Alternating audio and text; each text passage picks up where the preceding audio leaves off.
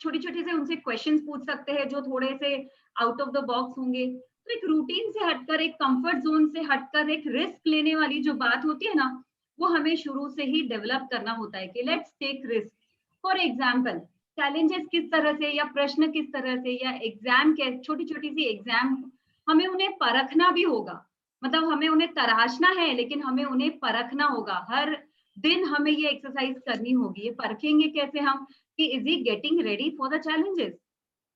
For example mathematics, तो mathematics की बात करें तो हम लोग कैसे एकदम बिल्कुल क्लास अटेंड करेंगे, मैम ने जो बताया उसको प्रैक्टिस करेंगे, एग्जाम आई तो उसे पूरा सॉल्व करेंगे, आउट ऑफ मार्क्स मिल जाएंगे। लेकिन व्हाट अबाउट प्रैक्टिकल मैथमेटिक्स? तो ट्रिक्स और टैक्स उन्हें कैसे समझेगी? तो फॉर एग्जाम्पल, अगर हम, मामा का घर दिल्ली है, दिल्ली यहाँ से 1200 किलोमीटर पर है, 14 घंटे में हम दिल्ली पहुंचते हैं, तो आप बच्चों को पूछिए कि 1 घंटे में हमने कितने किलोमीटर क्रॉस किए। So, you have to constantly talk to them about something जिसमें वो छोटी छोटी सी चीजें, जिसमें वो लोग कैलकुलेट करे और कोई ऐसी चीज करे, और ऐसे उनके माइंड को, जो बोलते हैं ना कि दिमाग को थोड़ा सा रूटीन से हटके वो लोग सोच पाए, उनकी सोचने की क्षमता हमें बढ़ानी होगी। कोई इमोशनल चैलेंज आपने दे दिया या कोई भी कुकिंग चैलेंज आपने दे दिया, तो हमें उसको थोड़ा सा अलग तरीके से, जो बोलते हैं ना, थोड़ा सा tactfully, parenting is also full of tact. तो टैक्टफुली, फॉर एग्जांपल कि बेटा आज मेरा पैर बहुत ही दुख रहा है, क्या तुम 2 रोटी बना लोगे? तो आप, वो बोलेगा कि मुझे तो आता नहीं बनाना। बेटा कैसी भी है, मैंने तुम्हारे लिए तो बना दी, तुम मेरे लिए बना दो, कैसी भी बनेगी तो चलेगा, मैं खा लूंगी। तो like you are exposing that your kid to a cooking challenge. तो इस तरह से ऐसा नहीं होगा कि हर चीज एकदम परोस दी आपने और सब कुछ बिल्कुल परफेक्टली होना चाहिए, because life is full of imperfection, life is not perfect.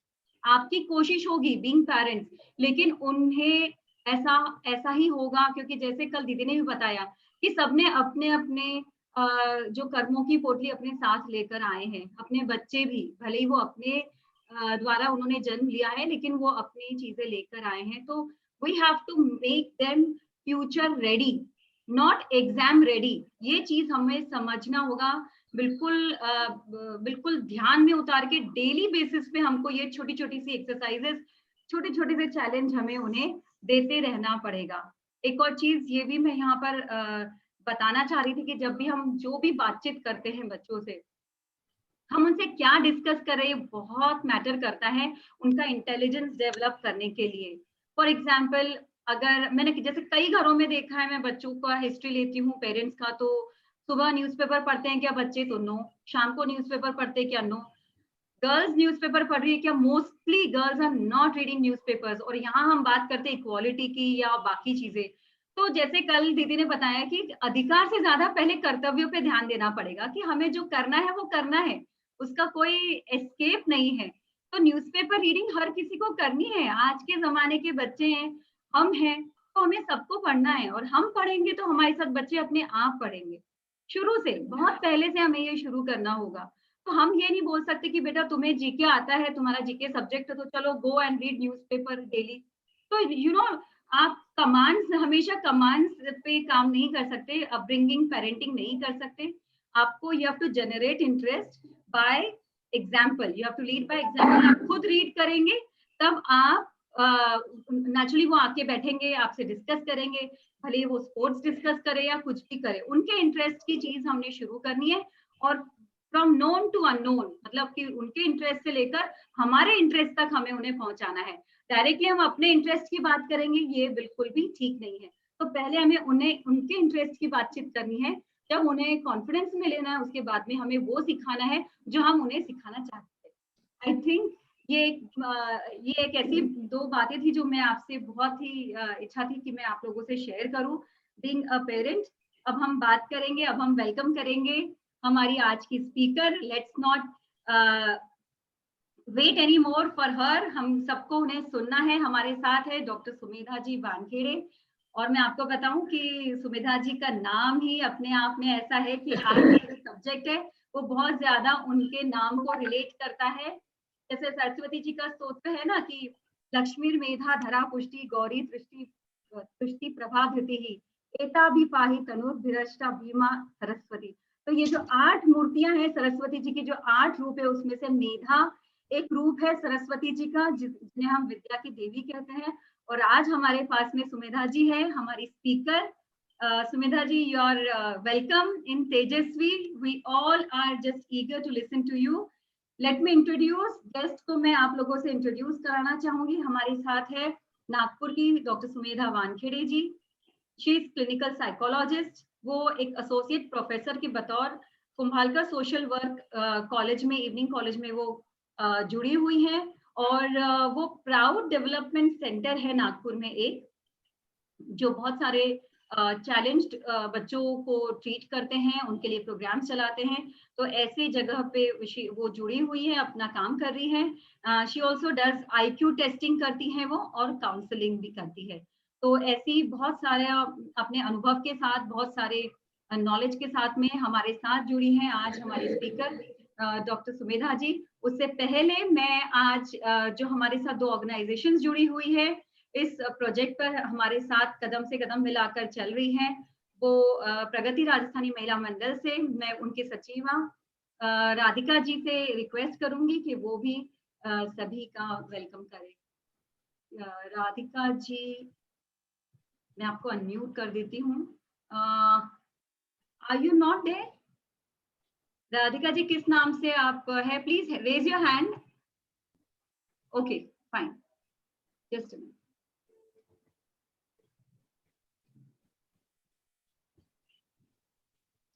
आप शायद ऑडियो से नहीं जुड़ी हैं। वीवो, आपने हैंड रेज किया है बट आप ऑडियो से नहीं जुड़ी हैं।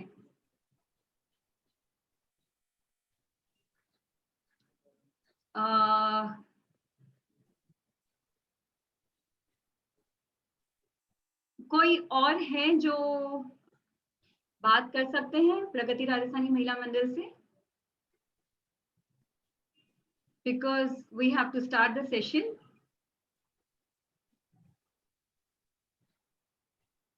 तो हम लोग सेशन शुरू करते हैं। Sumedha ji, you are welcome once again. Yes, thank you ma'am, thank you very much, and जय श्री कृष्णा। और नमस्ते सभी का मैं यहाँ पे इस मंच पे स्वागत करती हूँ और अपना sessions, I think I will start my session.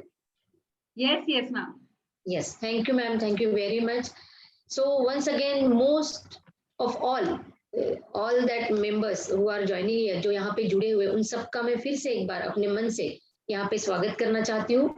और आपका ये जो वेबिनार है, वो वेबिनार आपका 22 से शुरू हुआ है। 22 को आप लोगों ने EQ, जिसको हम बोलते हैं इंटेलिजेंट क्वेश्चन, है ना, भावनिक बुद्धिमत्ता जिसे कहा जाता है, उस पे आपने वेबिनार अटेंड किया हुआ है ना, और वो बहुत ही अच्छा रहा होगा। उसके बाद सेकेंड सेशन आपका हुआ है AQ, जिसको हम एटीट्यूडनल क्वेश्चन कहते हैं, अभिवृत्ति का उपलब्धि, जिसको उपलब्धि यानी बुद्धि गुणांक जिसे कहते हैं हम लोग, तो वो आपका सेशन हुआ है सेकेंड। उसके बाद थर्ड आपका यानी कल का सेशन जो आपका हुआ है वो हुआ है स्पिरिचुअल क्वेश्चन, आध्यात्मिक गुणांक जिसे हम कहते हैं, उसका आपका सेशन हुआ है। और मैं चाहती हूँ कि ये तीनों सेशंस बहुत अच्छे हुए होंगे, क्योंकि ये तीनों सेशंस एक दूसरे से जुड़े हुए हैं। और मैं जो आपका आज का सेशंस ले रही हूँ वो IQ, जिसको हम कहते हैं इंटेलिजेंट क्वेश्चन, जिसको हम कहते हैं बुद्धि गुणांक या बुद्धि लब्धि जिसको हम कहते हैं। और ये भी जो है, ये भी, यस मैम, थोड़ी आवाज आपकी गूंज रही है, नॉट क्लियर। हाँ, अब आ रही है मैडम? थोड़ी गूंज रही है, कुछ ईयरफोन से अगर आप बोल सकती हैं या कुछ। हाँ, जस्ट अ मिनट, मैं ईयरफोन लाती हूँ, मैं उससे बात करती हूँ, है ना, जस्ट अ मिनट। तो तब तक मैं थोड़ा सा बोल लेती हूँ। हाँ जी। हाँ, तो ये जो हमारा सेशन है टुडेज, जो हम लोग आज जो करने वाले सेशन है, जिसका नाम हम लोगों ने रखा हुआ है IQ, है ना, इंटेलिजेंट क्वेश्चन, जिसको बहुत ही सिंपल लैंग्वेज में कहा जाता है बुद्धि लब्धि या फिर बुद्धि गुणांक जिसे कहा जाता है। बेसिकली देखा जाए तो ये बहुत ही इंटरेस्टिंग टॉपिक है पेरेंट्स के लिए, क्योंकि ऑल द पेरेंट्स आर, जितने पेरेंट्स हमारे यहाँ रहते हैं वो सारे बड़े क्यूरियस रहते हैं हमारे बच्चों के व्हाट वी से आईक्यू को जानने। Just a minute.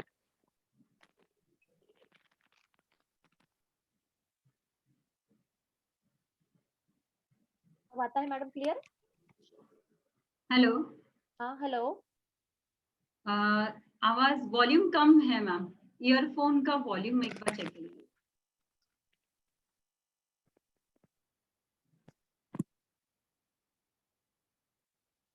अभी नहीं आ रहा है। Hello,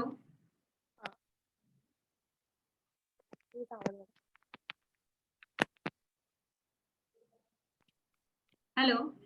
hello. हाँ अब आ रहा है, अब आ रहा है मैडम? हाँ, अब गूंज नहीं रहा है, बस वॉल्यूम जरा सा कम लग रहा है और कुछ नहीं। क्योंकि यहाँ गूंजने वाला तो कुछ है नहीं। अब आ रहा है आवाज क्लियर? क्योंकि हाँ, मैं अब थोड़ा आया था बराबर। थोड़ा हाँ एक बार और थोड़ा ट्राई करना होगा, शायद प्लग इन बराबर नहीं हुआ है। अभी आया है, अभी आया हाँ, है। अब ठीक है मैम। अब ठीक है ना, वो दरवाजा बंद था ना, शायद उसके रूम में आवाज घूम रहा होगा। हाँ जी। Now it is the good, the audio is good. Yes yes yes. Yes, thank you ma'am, thank you very much. So हम लोग अपने टॉपिक की तरफ आगे बढ़ते हैं। आईक्यू। हमेशा ही हम लोग ये सोचते रहते हैं कि जब हम हमारे बच्चे जब बड़े होते हैं और हम उनको स्कूल में डालते हैं, है ना, KG1 KG2 nursery, first standard, second standard, हम उनको स्कूल में डालते हैं। और फिर वो बच्चे जब स्कूल में जाना शुरू कर देते हैं, तब उनका पेरेंट मीटिंग शुरू हो जाती है। उनको उनके रिजल्ट के लिए स्कूल्स में बुलाया जाता है ना, कि आज आपके एग्जाम खत्म हुए बच्चों के, तो आपको उनका रिजल्ट पता चलना चाहिए। आपको पता चलना चाहिए कि आपके बच्चों को कितने मार्क्स है, कौन से सब्जेक्ट में वो कैसा है, किस तरीके के साथ, किस तरीके से वो उसके मार्क्स है, ये जानने के लिए और बहुत सारी चीजें जानने के लिए आपको टीचर स्कूल में बुलाती है। और जब वो स्कूल में बुलाती है, so all the parents are very happy. आप लोग बहुत खुश होते रहते हैं, क्योंकि चलो आज हमको अपने बच्चों का बच्चों के मार्क्स पता चलेंगे कि हमारा बच्चा कौन से क्लास में कैसा है, हमारे बच्चे को कितने मार्क्स पड़े हुए हैं। ये जानने के लिए हम लोग क्या करते हैं, स्कूल्स में जाते हैं। और जब हम स्कूल्स में जाते हैं तो हम टीचर्स के सामने बैठते हैं, और टीचर्स हमको हर बच्चे को, हर पेरेंट्स को उसके गुण के बारे में, उसके मार्क्स के बारे में बताती है। अब क्या होता है इसमें, किसी पेरेंट्स को बताया जाता है कि आपके बच्चे को बहुत अच्छे मार्क्स पड़े हैं, 100 आउट ऑफ 100 मार्क्स है, that your child is very brilliant, आपका बच्चा बहुत अच्छा है। किसी के पेरेंट्स को बताया जाता है कि आपका बच्चा कहीं तो भी कम कम है, किसी मार्क्स में उसको कम मार्क्स पड़ रहे हैं, किसी सब्जेक्ट में उसको कम मार्क्स पड़ रहे हैं, कहीं पे वो थोड़ा एवरेज लेवल पे उतर आ रहा है। कुछ पेरेंट्स को कहा जाता है कि आपका बच्चा बिल्कुल ध्यान नहीं देता है, कंसंट्रेशन बहुत पुअर है, शायद उसको समझ में नहीं आ रहा है, शायद उसका कुछ अदर इश्यूज है, कुछ और प्रॉब्लम्स है। किसी पेरेंट्स को कहा जाता है कि वो बाकी सारे सब्जेक्ट में बहुत अच्छा है लेकिन मैथमेटिक्स में बहुत कमजोर है। किसी को इंग्लिश में कहा जाता है, किसी को।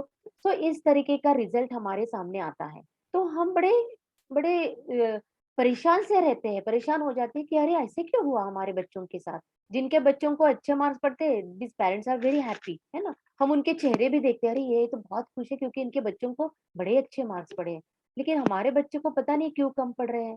फिर हम पेरेंट्स, हम टीचर्स को पूछते हैं, वी आर आस्किंग, है ना, हम टीचर्स को पूछते हैं कि क्यों मैडम हमारे बच्चों को क्यों कम मार्क्स पड़े, क्या कमी है। हम तो सब अवेलेबल करवा के देते हैं, हमने ट्यूशन लगाई हुई है, हम बच्चों को टाइम देते हैं, उसको पढ़ाई करने के लिए टाइम देते हैं, उसका कुछ भी घर का काम नहीं करवाते हैं, या जो भी हम हमारे मन में, हमारे दिमाग में जो भी खलबल शुरू रहती है, वो सारी की सारी हम अपने टीचर्स को, उसके टीचर्स को बताते हैं। इसके बावजूद भी क्यों, तब जाके हमको टीचर्स बताती है कि there are number of reasons, बहुत सारे रीजंस है कि आपके बच्चे को मार्क्स कम पड़े हैं।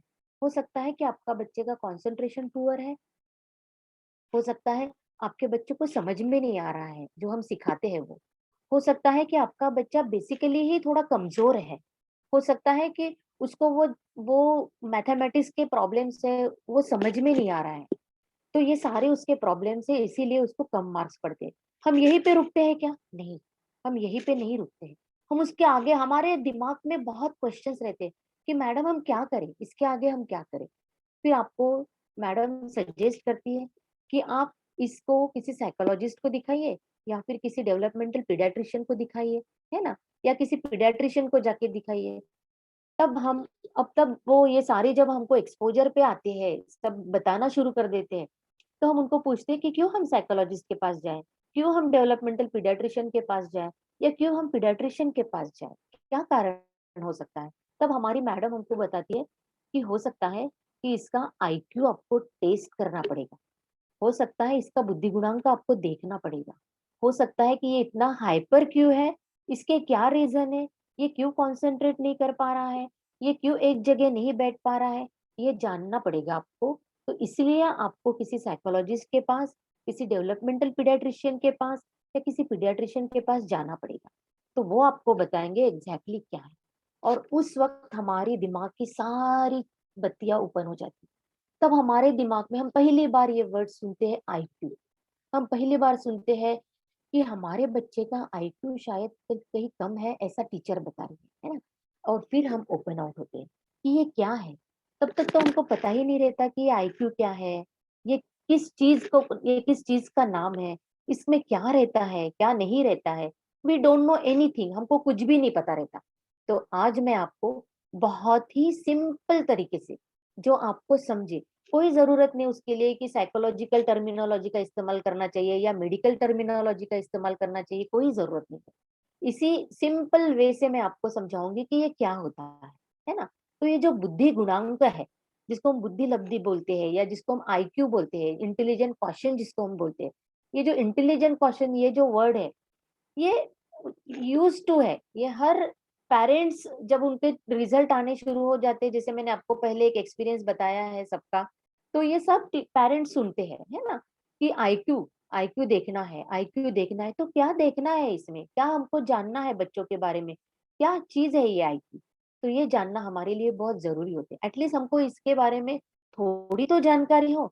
जिनके पास हम अपने बच्चों को लेके जा रहे हैं, जिन साइकोलॉजिस्ट से मिलवा रहे हैं, जो हमारे बच्चों का आईक्यू टेस्टिंग करवा रहे हैं, उसके पहले हमको ये आईक्यू क्या है इसके बारे में थोड़ी जानकारी रहना बहुत जरूरी होता है। तो आज मैं आपको इसी के बारे में बताऊंगी। तो क्या है ये IQ. So what it is called, what is the meaning of IQ. तो आईक्यू ये कोई बहुत बम्बार्डिंग मीनिंग नहीं होता है। आईक्यू का मतलब होता है बच्चों की तर्क संगत विचार करने की शक्ति, जिसको हम लॉजिकल थिंकिंग कहते हैं, सोचने की शक्ति, मैथमेटिकल कैलकुलेशंस करने की शक्ति, जिसे हम मैथमेटिकल कैलकुलेशंस बोलते हैं। बच्चों की प्रेजेंस ऑफ माइंड, कि बच्चा तुरंत अगर कोई सिचुएशन सामने आ जाए तो उसको कैसे आंसर करे, किस वे से आंसर करे बच्चा। तो that is presence of mind. यही नहीं, तो वो कोई चीज में अगर फंसा हुआ है तो उसको जजमेंटल होना चाहिए, जजमेंट उसने तुरंत उसने क्लिक उसको होना चाहिए कि अभी मुझे क्या करना है। फॉर एग्जाम्पल कहीं बच्चा बारिश में फंस गया है ना, उसकी बस कहीं फंस गई है या वो कहीं फंस गया है, तो ऐसे वक्त उसके दिमाग में क्लिक होना चाहिए कि अभी हमने क्या करना चाहिए, है ना? हमने फोन करना चाहिए टीचर को कि पेरेंट्स को फोन करना चाहिए, ये क्या करना चाहिए। ये जो जजमेंट रहता है बच्चों का, ये जानना। तो ये सारे चीजों को मिलाकर हमारा आईक्यू बनता है। हमारा आईक्यू कोई एक चीजों से नहीं बनता है। हमारे बीच में ना बहुत सारी मिसकंसेप्ट होती है आईक्यू को लेके। हम जानते हैं कि शायद एकेडमिक वर्क करना यानी हमारा आईक्यू अच्छा होता है, ऐसा कहा जाता है ना, या ऐसा है, ऐसा हमको लगता है। अभी आपने ईक्यू देखा, अभी आपने एक्यू देखा, अभी आपने एसक्यू देखा। तो ये सारा इकट्ठा जब हो जाता है, इसकी एक पोट्री जब बन जाती है, तब मिला के सब कुछ का मिला के एक इंसान का एक पूरा एक व्यक्तिमत्व बनता है ना। और उस व्यक्तिमत्व में ये आईक्यू भी रहता है, इंटेलिजेंट क्वेश्चन भी रहता है।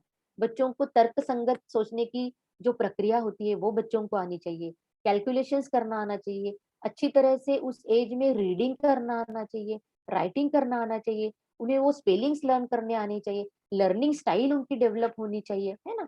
तो ये सारी चीजें बच्चों की आनी चाहिए, ये सारी चीजें बच्चों को आना चाहिए। ये सारी जिसमें होती है दैट इज कॉल्ड आईक्यू। सो एक चीज आप हमेशा ध्यान में रखिए कि आईक्यू सिर्फ एक चीज से बनी हुई नहीं रहती है, इसमें सारा मिक्सचर रहता है, तर्क संगत विचार करने की, सोच करने की, कैलकुलेशंस की, प्रेजेंस ऑफ माइंड की, जजमेंट फटक से बच्चों को आना चाहिए इसकी, तो ये सारा मिला के आपके बच्चे का क्या बनता है, आईक्यू बनता है। इसीलिए इस आईक्यू को कहा जाता है जनरल एबिलिटी। क्या कहा जाता है, सामान्य क्षमता। क्यों उसे सामान्य क्षमता कहा जाती है, क्योंकि इसमें इन सारी चीजों को मिलाकर ये बनती है, ये किसी सिर्फ एक चीजों को बनती नहीं है। जब हमारे पास पेशेंट आते हैं, हमारे पास जब क्लाइंट आते हैं, तो वो हमको जो कंप्लेंट देते हैं कि मैडम ये ना बाकी सारी चीजों में बड़ा अच्छा है, सुबह उठता है, ब्रश करता है, अपना सारा काम अच्छी तरह से करता है, ये ना पढ़ाई के मामले में बड़ा पीछे है, पता नहीं ये गणित अच्छी तरह से नहीं कर पाता है, ये रीडिंग अच्छी तरह से नहीं कर पाता है, ये राइटिंग अच्छी तरह से नहीं कर पाता है, तो इसमें ही ये कम है। तो ऐसे वक्त इनका हम, इसलिए इनको हमने क्या चेक करने के लिए ये लाया है, इनका आईक्यू चेक करने के लिए लाया। लेकिन मैं आपको ये बताती हूँ, एकेडमिक के साथ साथ बाकी सारी चीजों का भी मिश्रण आईक्यू में होता है। हमारा बच्चा किस वे से कपड़े पहन रहा है, किस क्विक एक्शन से ये सारी चीजें कर रहा है, ग्रास्पिंग उसकी कैसी है, कितने जल्दी वो चीजों को ग्रास्प कर पा रहा है, ये सारी चीजें हमारे आईक्यू में रिलेटेड होती है, हमारे आईक्यू में रहती है। और इसीलिए इसको क्या कहा जाता है, जनरल एबिलिटी यानी सामान्य क्षमता, इसीलिए इसको सामान्य क्षमता कहा जाता है। अभी ये जो आईक्यू है ना, ये आईक्यू इन बॉर्न क्वालिटी है, ये कोई लर्न क्वालिटी नहीं, मतलब हम इसको सीखते नहीं है। जैसे आपने कल जो सेशन किया स्पिरिचुअल क्वेश्चन जिसे कहते हैं, आध्यात्मिक गुणांक जिसे हम कहते हैं, ये लर्न क्वालिटी है, मतलब ये आप सीखते हैं, है ना।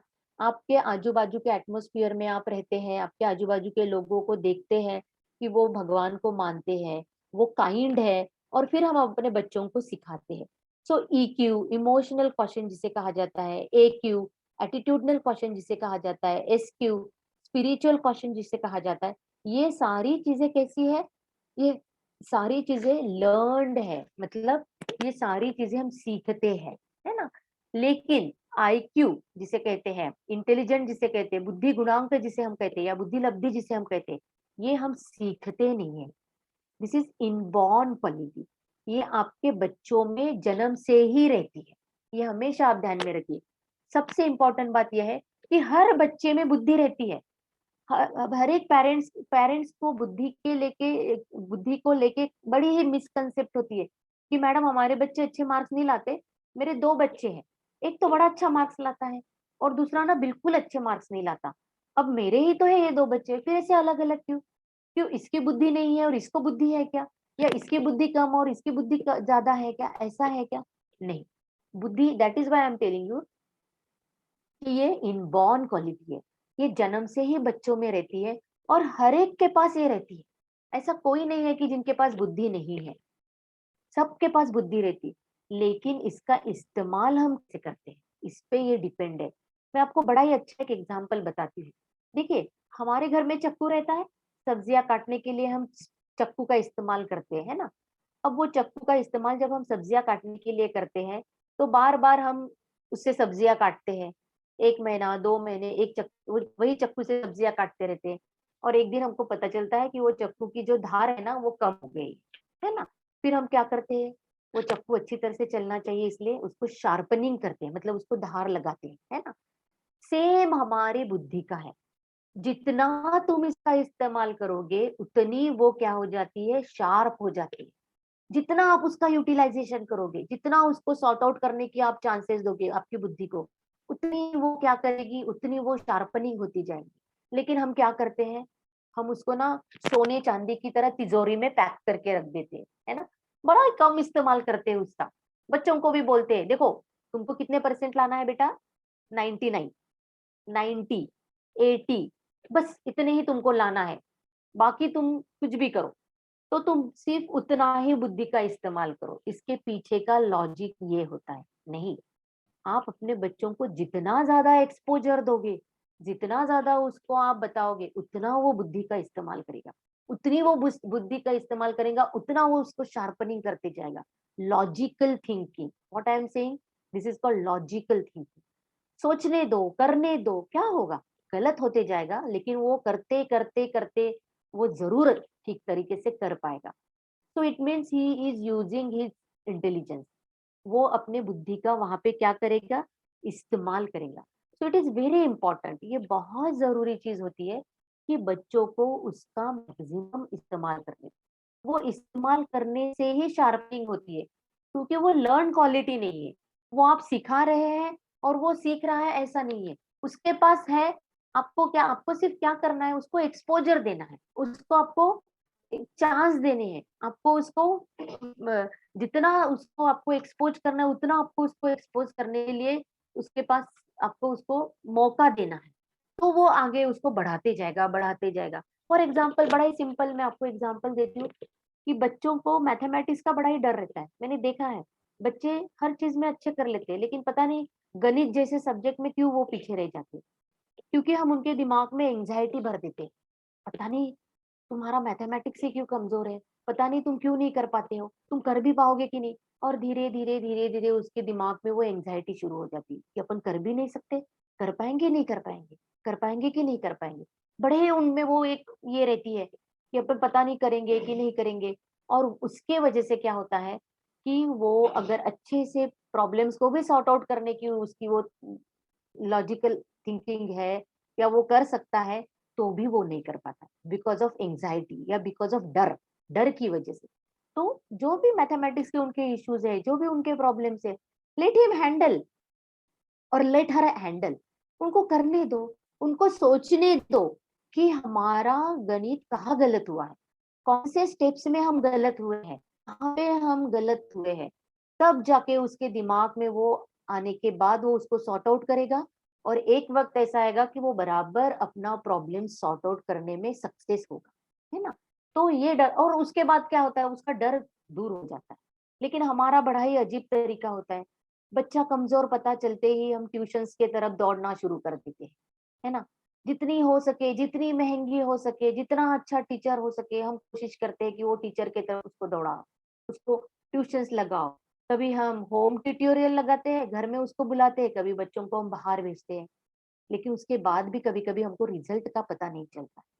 इसका कारण ये होता है कि हम उसकी बुद्धि को चालना ही नहीं दे पाते, हम उसको मगअप करने के लिए सिखा देते हैं, रट्टा मारने के लिए सिखा देते हैं। और रट्टा मारना यानी बुद्धि का इस्तेमाल करना नहीं होता है, ये आप हमेशा ध्यान में रखो।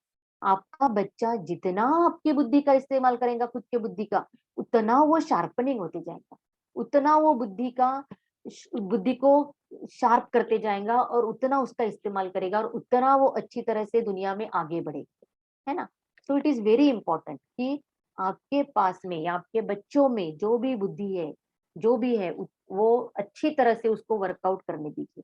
अब दूसरी बात यह है कि आप फिर से मुझे एक सवाल पूछोगे या आपके दिमाग में सवाल होगा कि फिर मैडम, किसी की बुद्धि 90% होती है, किसी की बुद्धि 100 रहती है, किसी की बुद्धि कम होती है, किसी की ज्यादा, ऐसा क्यों, क्यों ऐसा होता है, क्या कोई मेंटल रिटार्डेशन होता है ना। मेंटली रिटार्डेड भी बच्चे होते हैं, ऐसा क्यों होता है। फिर अगर जब आप ऐसा बोलते हैं कि बुद्धि सबकी एक जैसी होती है, फिर ये कैटेगरीज क्यों है बुद्धि की। हाँ, क्योंकि क्या होता है कि बुद्धि तो रहती है सबके पास, लेकिन कैपेबिलिटी जिसको हम करते हैं, कैपेसिटी जिसको हम करते कहते हैं, वो कैपेसिटी हर एक की एक जैसी नहीं होती है। देखिए, हमारे ये 5 जो उंगलियां है ना, ये पांचों उंगलियां हमारी कैसी है, अलग अलग है। वैसे ही हमारे घर में, हम जिस घर में पैदा होते हैं या हम जिस हेरिडिटरी के गुण लेके हम जब पैदा होते हैं, तो वो जो होता है उसमें कहीं ना कहीं कम ज्यादा होता है। ये हमेशा ध्यान में रखो, हमारी हेरिडिटरी हमारी बुद्धि पे बहुत ही इम्पोर्टेंट रोल अदा करती है ना। कई बार हम देखते हैं कि जिनके पेरेंट्स बड़े ही ब्रिलियंट होते हैं, उनका बच्चा भी बहुत ब्रिलियंट होता है। या किसके पेरेंट्स बहुत ही कमकुवत होते हैं, तो कहीं ना कहीं उनके बच्चों में भी ऐसे एवरेज बुद्धि गुणांक दिखाई देते हैं, है ना। अब आप बोलोगे कि मैडम, मैंने तो देखा है कि सब्जी बेचने वाले का लड़का भी आईएएस ऑफिसर हो गया, फिर आप कैसे बोल सकते हैं कि वो तो सब्जी बेचने वाली औरत थी, फिर उसका बच्चा आईएएस ऑफिसर कैसे हुआ, क्या उसको ज्यादा बुद्धि थी। अब फिर से मैं आपको इसका आंसर देना चाहती हूँ। देखिए, बुद्धि का इस्तेमाल करना ये हर एक के अपने अपने सिचुएशन पे, परिस्थिति पे डिपेंड रहता है। हमें, आपको संधि मिली है, अपॉर्चुनिटी मिली है पढ़ाई करने की, कुछ लोगों को बुद्धि होने के बावजूद भी संधि नहीं मिलती, अपॉर्चुनिटी नहीं मिलती आगे बढ़ने की। But it means not they are not at all brilliant, they are, वो भी ब्रिलियंट है। सिर्फ फर्क इतना होता है कि उनको अपॉर्चुनिटी नहीं मिलती, उनको संधि नहीं मिलती है पढ़ने की। आप देखिए ना, आप जब सब्जियां लेने बाजार जाते हैं और आप जब 10 सब्जियां लेते हैं, तब आप वो सब्जी वाली से पूछते हैं भैया कितने पैसे हुए, या सब्जी वाले से पूछते हैं भैया कितने पैसे हुए, तो वो तुरंत आपको बताता है, जबकि आप गिनती करते रहते हैं, 10 की एक, 10 का एक, 15 का एक, फिर कितना हो गया। आपके टोटल के पहले ही उनकी टोटल क्या हो जाती है, तैयार हो जाती है। तुरंत वो आपको बताते हैं कि मैडम 100 रुपए हुए। आपको बड़ा आश्चर्य लगता है, अरे देखो कितने जल्दी इसको पता चला। और हम दो क्षण में ये सोचते हैं इसका तो हमेशा का ही बिजनेस है, इसलिए इसको आता ही है। नहीं, ऐसा नहीं होता। ये हमेशा ध्यान में रखिए कि ब्रिलियंसी जो होती है, बुद्धि जो होती है, वो हर एक के घरों में होती है, हर एक में होती है।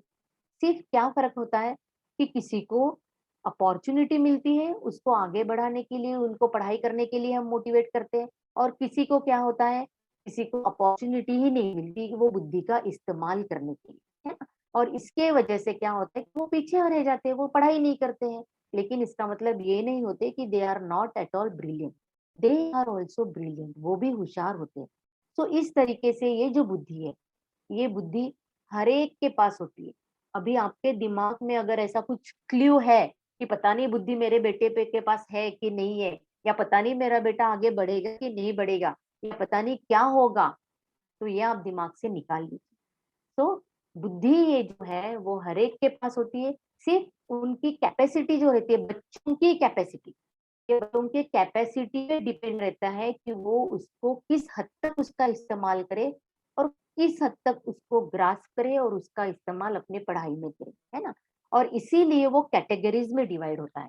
फिर ये कौन कौन सी कैटेगरीज होती है।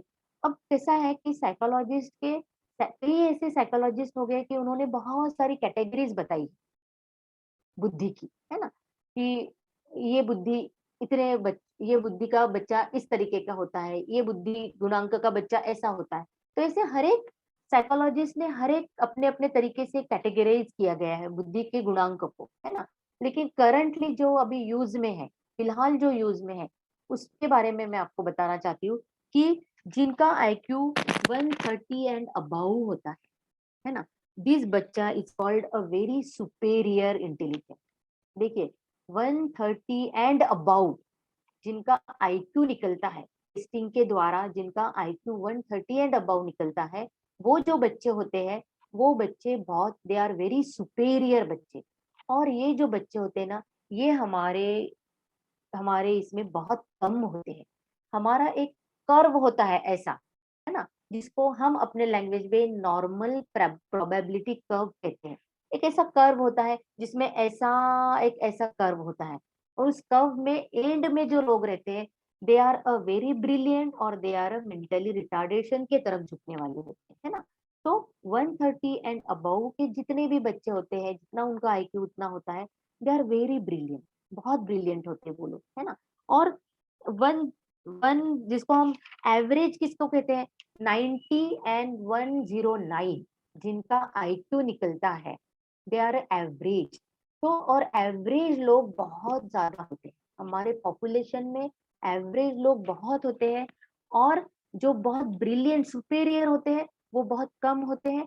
और जो मतिमंद के इसमें आते हैं, मतिमंद किसको कहा जाता है, जो 69 एंड बिलो होते हैं, जो उनका आईक्यू 69 से काफी कम होता है, ये जो बच्चे होते हैं ये बिलो एवरेज, उसके बाद एवरेज से भी कम होते हैं, फिर वो मेंटल रिटार्डेशन के हर कैटेगरी में माइल्ड है, मॉडरेट है, सीवियर है, इस तरीके की कैटेगरीज में आना उनका शुरू हो जाता है ना। अब आप बोलोगे कि मैडम ये तुम आपने जो हमको आईक्यू बताया है, ये जो आईक्यू गुणांक ये जो आपने बताया है, ये कैसे मेजर किया जाता है, किस वे से मेजर किया जाता है।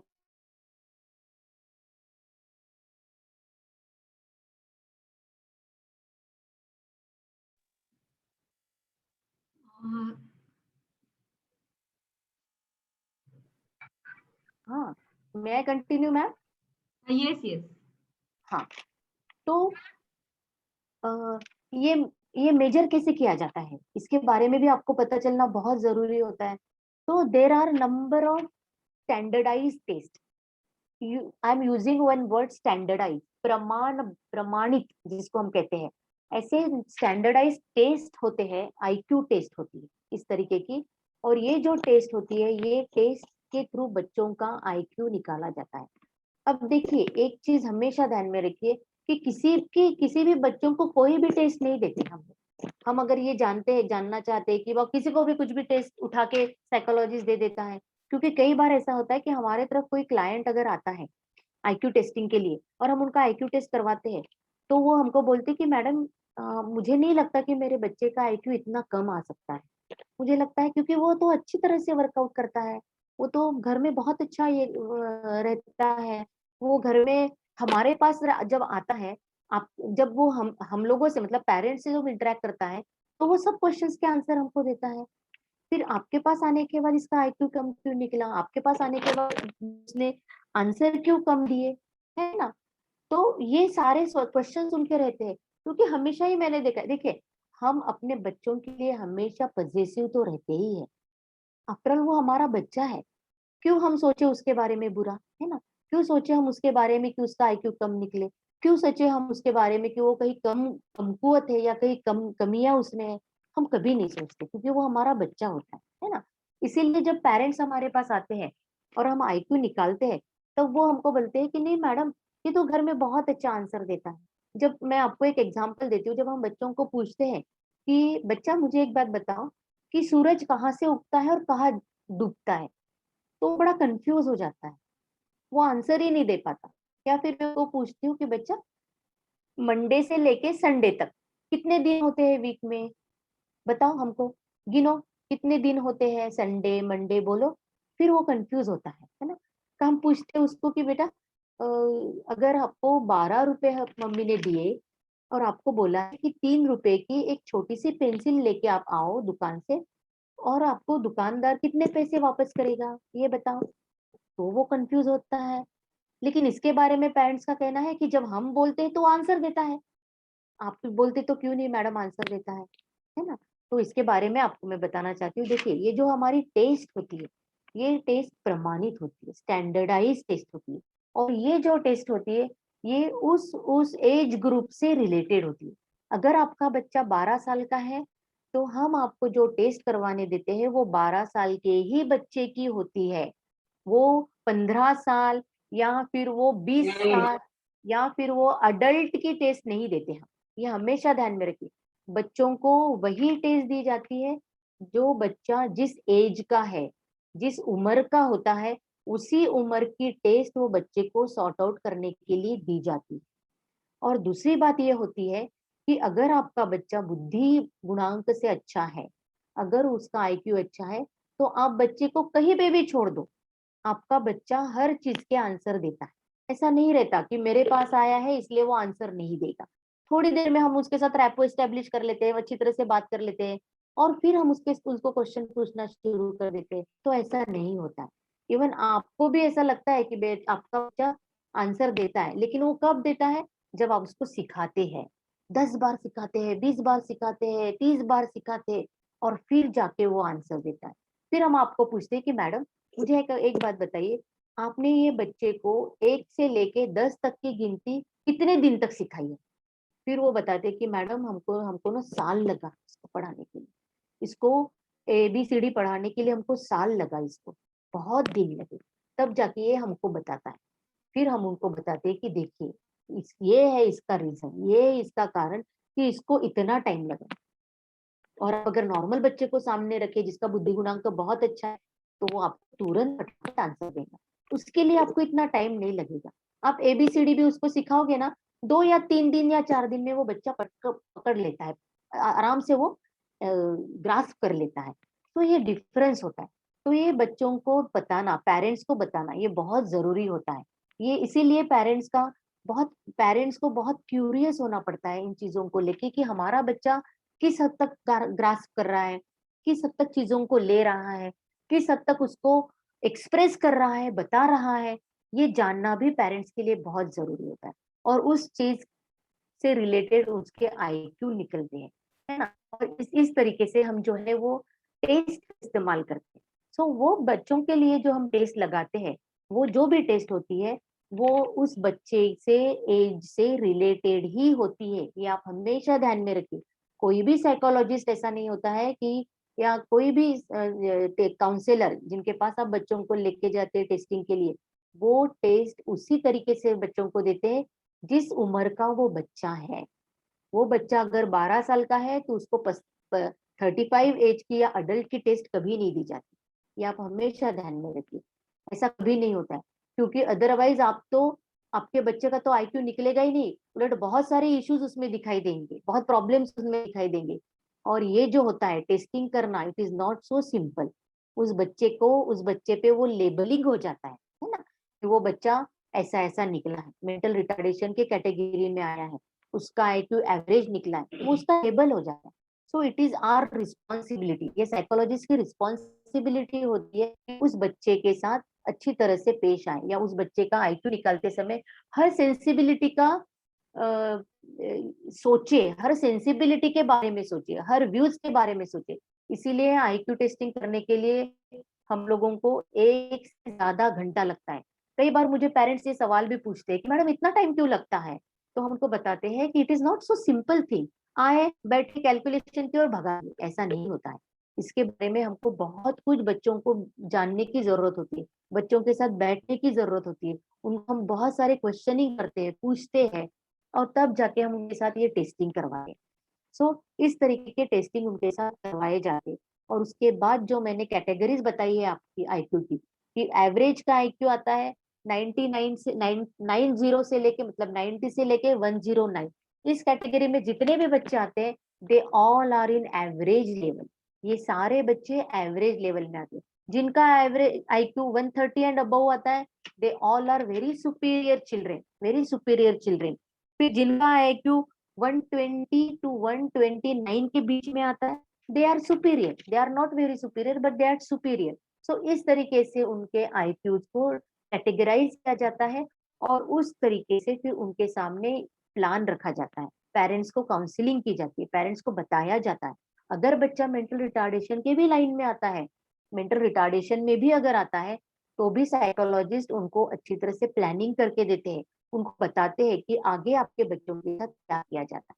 तो इस तरीके से ये सारी चीजें पेरेंट्स काउंसलिंग में की जाती है, पेरेंट्स को बताई जाती है, और उस तरीके से बच्चों के साथ क्या किया जाता है, वर्कआउट किया जाता है ना।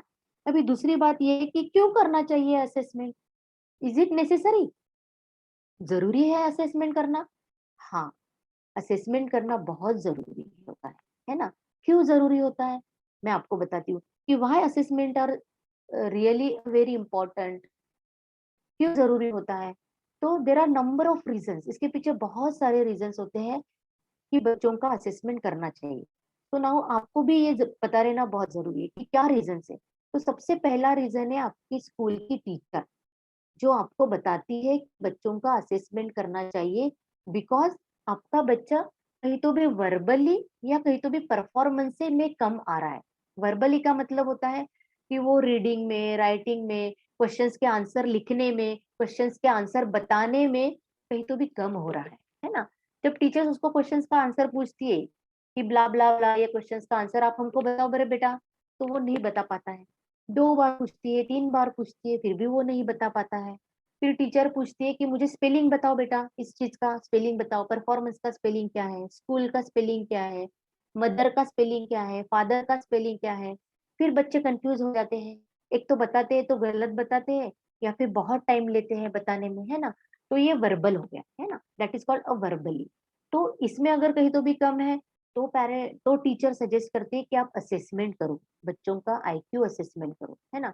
या फिर परफॉर्मेंस में अगर कहीं कम आता है, परफॉर्मेंस का मतलब क्या होता है कि कोई एक्टिविटी अगर आप बच्चे को देते हैं, वो एक्टिविटी करने में अगर बच्चा कहीं कम आता है, तो भी टीचर बताती है ना। जैसे फॉर एग्जांपल बच्चे पजल सॉल्व करते हैं, है ना, तो वो पजल सॉल्व करने में बच्चों को बड़ा टाइम लग जाता है, या फिर वो कर ही नहीं पाते, या फिर उसके सामने आप कोई ब्लॉक्स रख दो और उनको बोलो कि ये डिजाइन सॉल्व करे, तो वो डिजाइन सॉल्व करने में भी उनको टाइम लगता है, या फिर वो कर नहीं पाते हैं। दैट इज कॉल्ड परफॉर्मेंस, मतलब वो एक्ट वहां पे करते हैं, कुछ तो भी परफॉर्मेंस वहां पे करते हैं, तो उसमें भी अगर वो कहीं कमियां उनकी दिखाई देती है, अगर उनको टाइम लगता है, या if they have any problem, उनको अगर कुछ प्रॉब्लम वहां पे भी आता है, तो क्या होता है, तो भी टीचर सजेस्ट करती है कि आप इसका आईक्यू असेसमेंट करो। तो this is a one reason कि बच्चों का आईक्यू असेसमेंट करना चाहिए। ये यहाँ से शुरू हो जाता है। तो टीचर विल टेल यू कि बच्चे का असेसमेंट करो। तो this is the first. Second, बच्चे का डेवलपमेंट कैसा है ना। डेवलपमेंट अगर बच्चों का कहीं डिलेड है, ये तो हमको बचपन से ही पता चलना शुरू हो जाता है। अगर बच्चों का डेवलपमेंट डिलेड है, डेवलपमेंट डिलेड का मतलब क्या होता है, उसका उठना, उसका बैठना, उसका चलना, उसका क्रॉलिंग करना, उसका बोलना, हाँ, ये डेवलपमेंट बोल। ये डेवलपमेंट अगर डिलेड है, मतलब जिस एज में, जिस महीने में बच्चे ने वो डेवलपमेंट करना चाहिए, बोलने का उस जिस उम्र में है, उस उम्र में उसने बोलना चाहिए, क्रोलिंग है जिस महीने में करना चाहिए, उठकर खड़ा होना और चलना जहां जिस एज में उसने बच्चे ने करना चाहिए, वो जब सभी डिलेड होना शुरू हो जाता है, मतलब लेट होना शुरू हो जाता है, तब असेसमेंट की जरूरत पड़ती है। तब पेरेंट्स को ये सोचने की जरूरत पड़ती है कि नहीं, मुझे असेसमेंट करना है, मुझे पीडियाट्रिशियन को, डेवलपमेंटल पीडियाट्रिशियन को बच्चों को दिखाना चाहिए। आप लेट मत करना। आपने लेट, जितना आप लेट करोगे उतना आपके बच्चों के लिए वो फायदे से नहीं रहता, इवन आपके लिए भी it is not benefited for you. तो तब आप असेसमेंट करना बहुत जरूरी है, जब आपको ये पता चलता है कि आपके बच्चों के डेवलपमेंट्स कैसे हैं, लेट हो रहे हैं। मतलब वो चलना 2 साल में कर रहा है, वो बोलना 3 साल के बाद में कर रहा है, वो क्रोलिंग करना कहीं तो भी 9 महीने के बाद कर रहा है। ये सारा लेट हो रहा है उसका। क्यों लेट हो रहा है, क्या रीजन है, क्या क्या इसके पीछे क्या कारण है, तो ये कौन बता पाएगा आपको। तो ये आपको डेवलपमेंटल पीडियाट्रिशियन बताते हैं आपको। तो इसके लिए आपको असेसमेंट करना बहुत जरूरी है। इसके लिए आपको एसक्यू निकालना बहुत जरूरी है। सोशल क्वेश्चन जिसको हम कहते हैं, वो निकालना बहुत जरूरी होता है। तो वो कौन निकालते हैं, वो साइकोलॉजिस्ट निकालते हैं। और फिर वो आपको बताते हैं कि किस चीज में आपका बेटा पीछे है और आपको क्या करना चाहिए उसके लिए, है ना। तो ऐसे वक्त आपको असेसमेंट करना इज वेरी इंपॉर्टेंट। ऐसे वक्त आपको असेसमेंट करना बहुत जरूरी होता है। उसके बाद आपको, अगर आपके बच्चों की लर्निंग स्टाइल डेवलप करनी है, लर्निंग स्टाइल में इम्प्रूवमेंट करनी है। देखिए, मैंने कई बार देखा है कि पेरेंट्स खुश रहते हैं अगर बच्चा पढ़ाई कर रहा है, अच्छी तरह से वर्कआउट कर रहा है, अच्छे एवरेज गुण प्राप्त कर रहा है, उनको जो चाहिए वो कर रहा है, तो पेरेंट्स आर वेरी हैप्पी। लेकिन पेरेंट्स ये नहीं समझ पाते कि इससे भी ज्यादा कैपेबिलिटी है हमारे बच्चों में। हो सकता है उसकी लर्निंग स्टाइल अगर और इम्प्रूव की जाए, तो वो इससे भी ज्यादा कुछ अच्छा कर सकता है। Why not. क्योंकि ये आप जब देखते हैं कि बच्चा कहीं तो भी करता तो है, लेकिन फिर भी कहीं तो भी वो गलतियां कर बैठता है। छोटी छोटी चीजों में वो गलतियां कहीं ना कहीं कर रहा है, और ये गलतियां वो बार बार कर रहा है। करते समय वो बार बार, देखिए, पेरेंट्स का अपने बच्चों पे के तरफ बड़ा ही ध्यान रहता है। बरा आप हमेशा, ये आपका भी होगा कि बच्चों का चलना हम देखते हैं, बच्चों का बोलना हम देखते हैं, वो जो पढ़ाई करते हैं तो किस वे से पढ़ाई करते हैं ये हम उनका ऑब्जर्व करते हैं। तो ये सारी चीजों से हमको पता चल जाता है। तो ऐसे वक्त हमारा बच्चों का अगर और ज्यादा हमको लर्निंग स्टाइल उनकी इम्प्रूव अगर हम करना चाहते हैं, है ना, अगर हम चाहते हैं कि हमारे बच्चे की लर्निंग स्टाइल थोड़ी लेंदी है, करता जरूर है लेकिन थोड़ी लेंदी है, मतलब धीरे धीरे करता है, और उसके वजह से क्या हो जाता है कि बाकी सारी पढ़ाई को वो टाइम नहीं दे पाता, है। बाकी मैथमेटिक्स रह जाता है, हिंदी रह जाता है, मराठी रह जाता है, और बाकी इंग्लिश सब्जेक्ट रह जाता है। ये सिर्फ साइंस के लिए 4 घंटे लगाता है, लेकिन है अच्छा, पढ़ाई तो कर लेता है। लेकिन क्या होता है कि ये लर्निंग स्टाइल्स की वजह से वो पीछे जा रहा है। कहीं ना कहीं उसको उसकी कैपेसिटी के बराबर के उसको गुण मिलने चाहिए, लेकिन फिर भी वो नहीं मिला पा रहा है, उतने गुण, उतने मार्क्स उसको नहीं आ रहा है, because of the learning style. उसकी पढ़ाई करने की जो स्टाइल है, उसकी वजह से वो नहीं कर पा रहा है। तो ऐसे वक्त भी आप असेसमेंट करके आप काउंसलर को या साइकोलॉजिस्ट को आप अच्छी तरह से एक प्लान बनाकर मांग सकते हैं कि मैडम, अगर इसका आईक्यू असेसमेंट हमने किया, तो आगे हमको क्या करना चाहिए, हम क्या कर सकते हैं आगे, so that his learning style will be improved, और हर learning style will be improved, हम उसका इम्प्रूवमेंट कर सकते हैं। सो ऐसे वक्त भी आप क्या कर सकते हैं, आईक्यू असेसमेंट आप कर सकते हैं, असेसमेंट आप कर सकते हैं। जो उसकी लर्निंग स्टाइल को इम्प्रूव कर सकता है ना। उसके बाद अगर बच्चा एलडी में आता है, अभी ये आप बोलेंगे मैडम ये भी एक अलग फिनोमिना है ना, ये एक अलग कंसेप्ट है एलडी, जिसको हम कहते हैं लर्निंग डिसेबिलिटी, है ना। आई थिंक सभी ने तारे जमी पर ये मूवी देखी होगी, है ना। तो बहुत ज्यादा इसके बारे में तो मैं आपको नहीं बताऊंगी, लेकिन फिर भी मैं आपको थोड़ा सा इसके बारे में बताऊंगी कि लर्निंग डिसेबिलिटी में क्या होता है कि बच्चे में एक तो मैथमेटिक्स का प्रॉब्लम रहता है, गणित सॉल्व करने में उसको बहुत कंफ्यूजन रहता है। 6 है तो उसको 9 लिखेगा, 9 है तो उसको 6 लिखेगा, 8 है तो उसको कहीं तो भी कंफ्यूजन कर देगा। कहीं ना कहीं कंफ्यूजन उसका शुरू रहता है, और उस कंफ्यूजन की वजह से उसके प्रॉब्लम शुरू हो जाते हैं। या फिर रीडिंग में कंफ्यूजन करेगा, या फिर राइटिंग में कंफ्यूजन करेगा, कहीं ना कहीं उसके दिमाग में ये कंफ्यूजन चलता है। अब ये कंफ्यूजन को आपको दूर करना तो बहुत जरूरी होता है। फिर एलडी, जिसको हम लर्निंग डिसेबिलिटी बोलते हैं, ये लर्निंग डिसेबिलिटी जानने के लिए और बच्चों को इससे क्या कर सकते हैं हम, क्या और कुछ दे सकते हैं क्या, कुछ और इसमें से कुछ अच्छा आउटपुट हम निकाल सकते हैं क्या, ये जानने के लिए भी आपको असेसमेंट करना बहुत जरूरी होता है। तो इट इज वेरी इंपॉर्टेंट। आपने असेसमेंट किया कि तुरंत साइकोलॉजिस्ट को या फिर पीडियाट्रिशियन, डेवलपमेंटल जो पीडियाट्रिशियन रहते हैं, उनको पता चल जाता है कि बच्चा कहाँ कमजोर है, किस क्या बोलते हैं फैकल्टी में वो कमजोर है, कहाँ उसकी कमजोरी है, राइटिंग में है, रीडिंग में है, कैलकुलेशंस में है, कहाँ उसकी कमजोरियां है। तो वो कमजोरियां हम लोग तुरंत असेसमेंट के थ्रू हमको पता चल जाती है, और हम उस पर बहुत अच्छा वर्कआउट कर सकते हैं, है ना। तो इसके लिए भी असेसमेंट की जरूरत पड़ती है। दूसरी, अगर बच्चा मेंटल रिटार्डेशन के कैटेगरी में आता है, तब भी असेसमेंट की जरूरत पड़ती है। मैंने कई बार देखा है, और स्पेसिफिकली मैं यहाँ पे स्पेसिफिकली ये मेंशन करना चाहती हूँ कि लड़कियों को लेके हम लोग बहुत ही क्या बोलते हैं, हम लीनियंट रहते हैं। हमारी एक सोच अलग ही रहती है कि हाँ, लड़की है ना, क्या करना है, शादी करके तो घर ही जाएगी अपने, क्या करना है इसको बहुत ज्यादा पढ़ाई करके, क्या करना है इसको बहुत ज्यादा पढ़ के, है ना। हाँ, लड़के के बारे में है तो हम तुरंत क्यूरियस रहते हैं, नहीं नहीं, इसको आगे नौकरी करनी है, घर संसार करना है, पैसे कमाने हैं, ये सोच हमारी रहती है। नहीं, ऐसा नहीं है। लड़कियां नहीं भी आपने उसको पढ़ाया, मैं सोच लूंगी कि ठीक है आपने उसको नहीं पढ़ाया, लेकिन उसको संसार तो करना है, शादी करके आप उसको उसके ससुराल तो भेजना है ना। तब जो छोटी छोटी चीजें हैं वो कैसे करेगी वो। अरे संसार करना, शादी करके फैमिली बसाना, it is not so simple.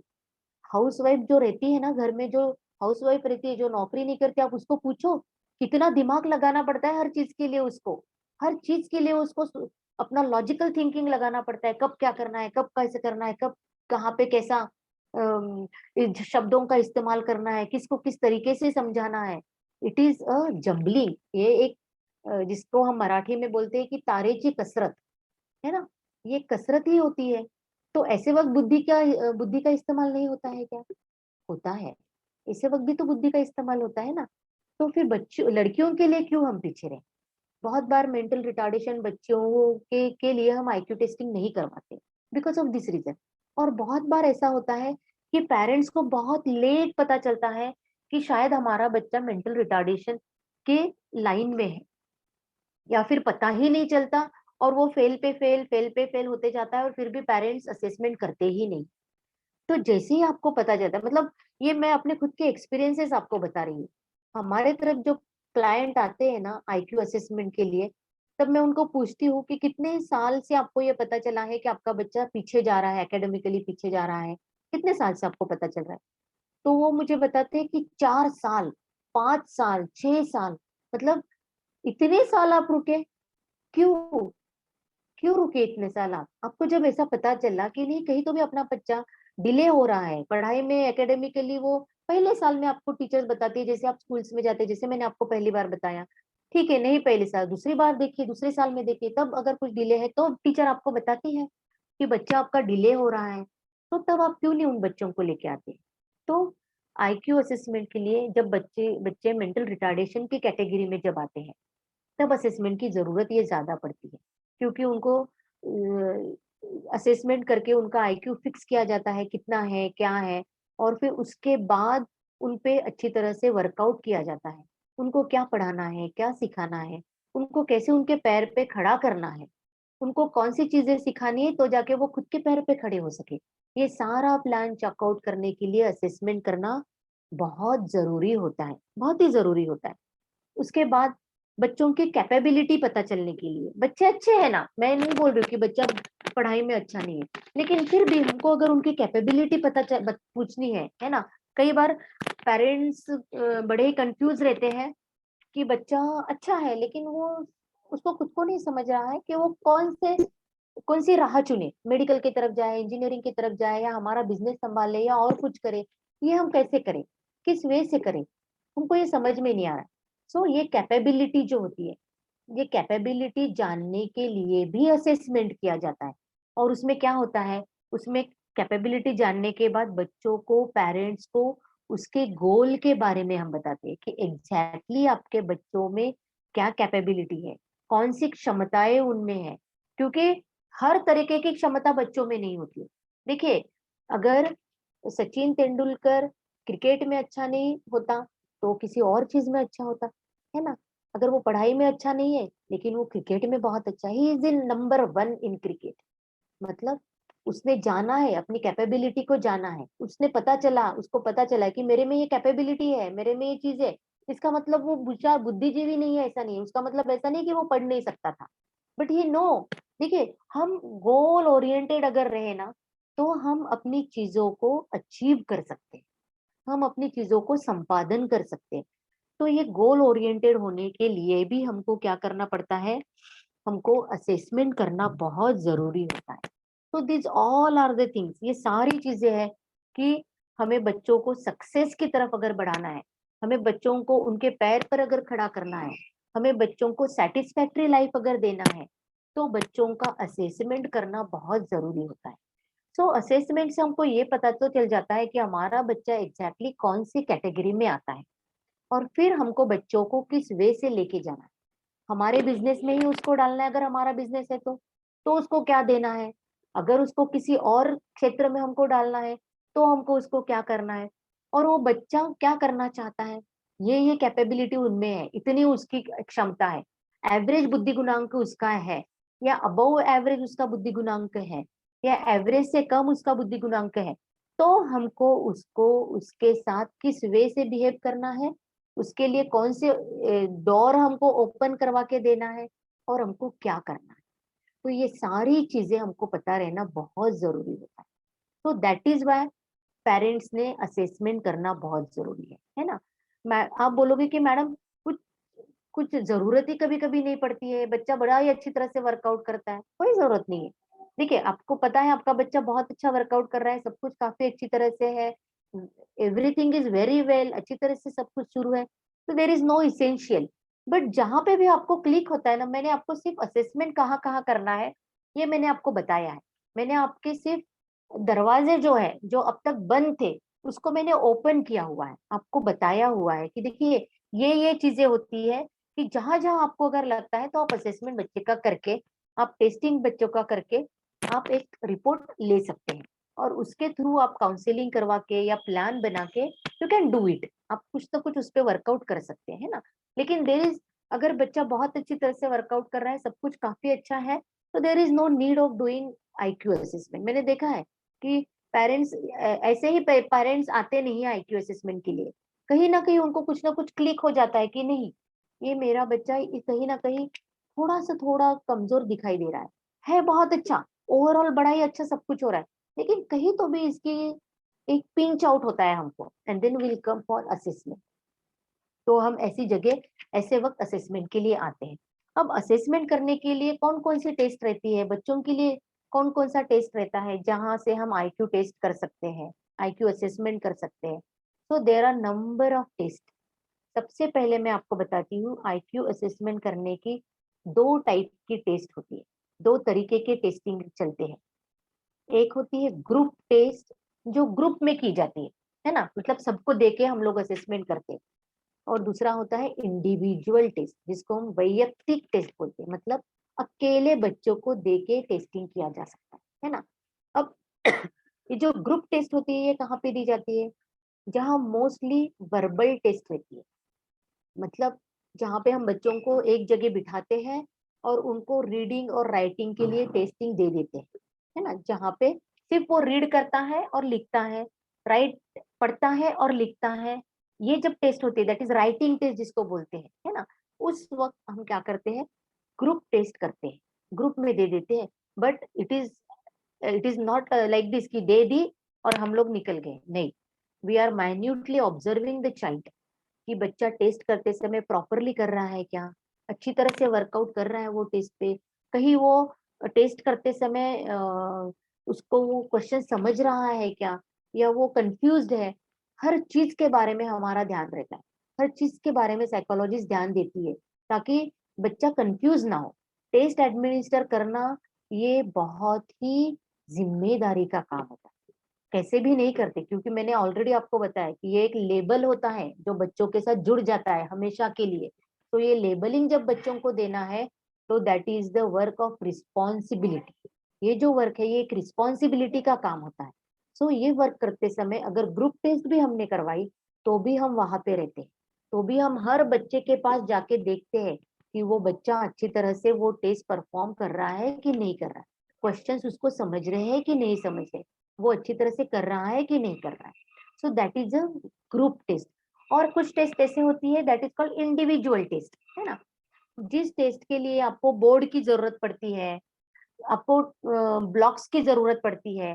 तो ये जो टेस्ट होते हैं परफॉर्मेंस टेस्ट जिसे हम कहते हैं, है ना, ये टेस्ट इंडिविजुअली ही ली जाती है, क्योंकि हर बच्चे को वो देखना पड़ता है कि वो जो ब्लॉक्स बना रहा है वो अच्छी तरह से बना रहा है क्या, वो टाइम पीरियड में ही बना रहा है क्या, वो बराबर उस उसमें ही वो ब्लॉक रख रहा है क्या। So that is a performance test.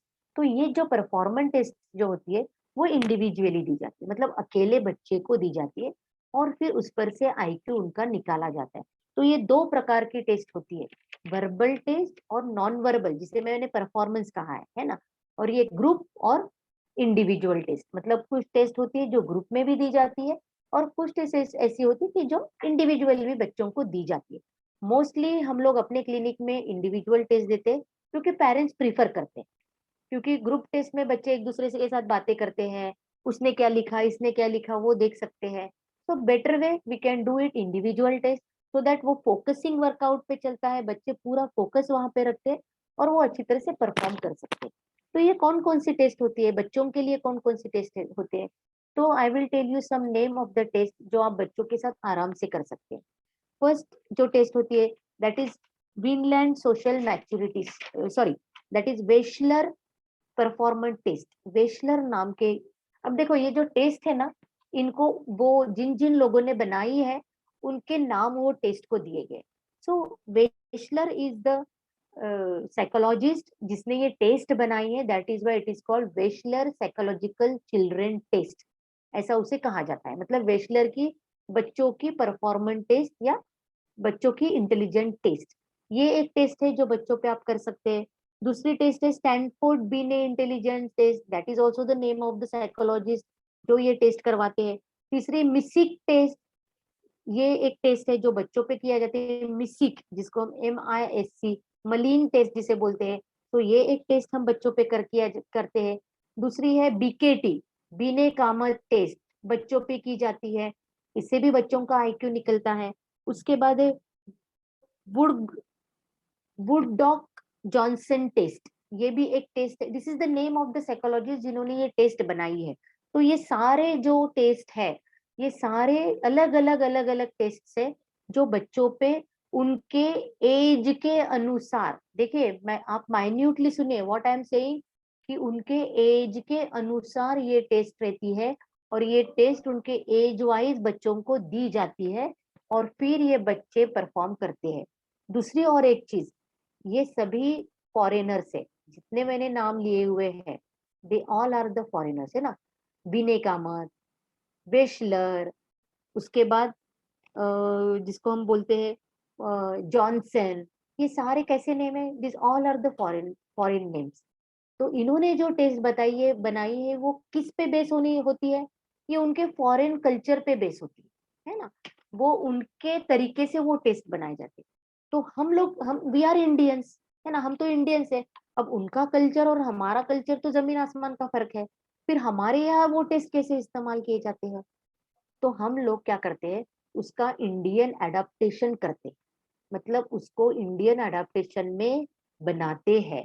ये जो टेस्ट होती है, ये इंडियन साइकोलॉजिस्ट जो होते हैं वो इस टेस्ट को अपने तरीके से मॉडिफाई करते हैं और फिर उसको अपने इंडियन तरीके से बना के फिर उसको स्टैंडर्डाइज करते हैं, उसको प्रमाणित करते हैं और फिर वो टेस्ट बच्चों पे हम परफॉर्म करते हैं। ये ध्यान में रखिए, ये जैसे कि वैसे ही टेस्ट बच्चों पे नहीं करते, इंडियन बच्चों पे जैसे कि वैसे टेस्ट नहीं करते। इसीलिए मोस्टली हम प्रिफरेबली इंडियन अडॉप्टेड की हुई टेस्ट ही इस्तेमाल करते।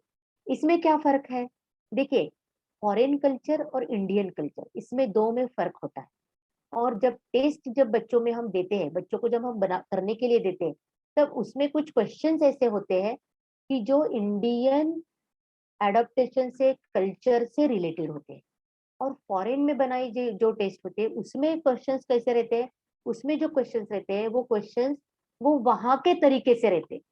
मैं आपको एक बड़ा ही अच्छा सा क्वेश्चन बताती हूँ, जैसे पर्सनैलिटी टेस्ट का कोई क्वेश्चन है या कोई भी टेस्ट का एक आधा क्वेश्चन है, जैसे फॉर एग्जाम्पल कि हमारे यहाँ कहीं पे भी थूकना मना है नहीं है, ऐसा अगर क्वेश्चन तो हम उसको करेंगे मना नहीं है ना। लेकिन फॉरेन कंट्रीज में अगर ये क्वेश्चन रहेगा तो वो लिखेंगे मना है। हम देखते हैं हमारे यहाँ कहीं पे भी कोई भी थूकता है, हमको मना नहीं करता कोई थूकने के लिए कि कहीं पे भी थूको, हमारे पे कोई फाइन नहीं लगाता है कि तुम यहाँ क्यों थूके, तुमने ऐसा क्यों किया, तुमने वैसा क्यों किया, है ना। तो हमारा जो बच्चा है वो उसको राइट टिक करेगा, लेकिन उनका जो बच्चा है वो उसको क्या करेगा, क्रॉस करेगा, है ना।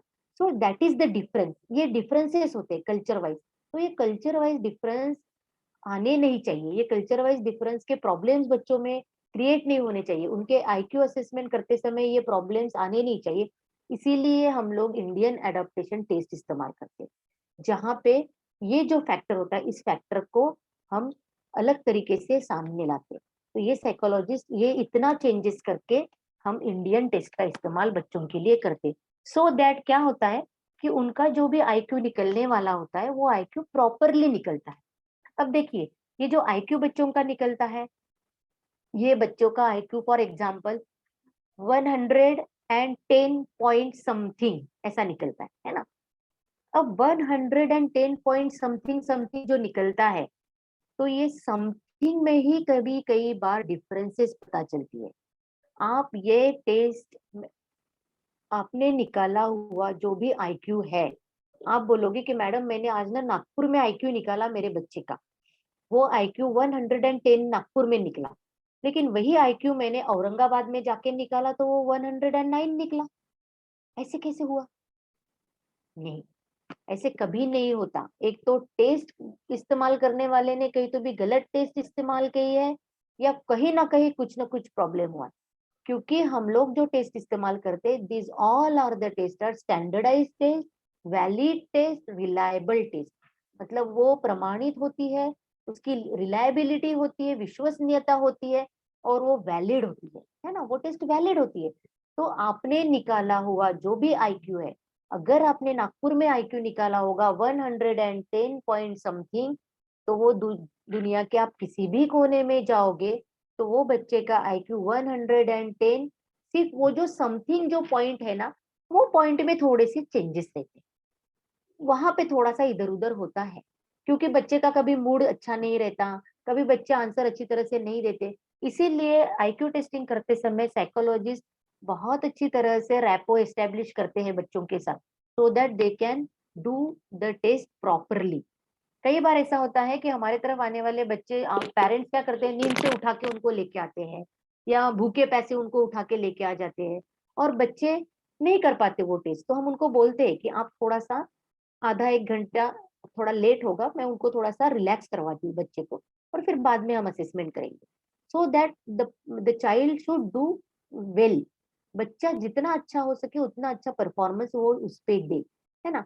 तो ये तरीके होते हैं टेस्ट एडमिनिस्टर करने के, ये तरीके होते हैं इन सारे टेस्ट को लेके बच्चों को आईक्यू असेसमेंट के देने के। तो these all are the test, there are number of test, ऐसे कई टेस्ट है जो आप बच्चों पे चाइल्ड पे चिल्ड्रेन, आपके जो बच्चे उनके कर सकते हैं, लेकिन हमेशा स्टैंडर्डाइज टेस्ट होनी चाहिए और इंडियन एडेप्टेशन रहे, तो that is very good.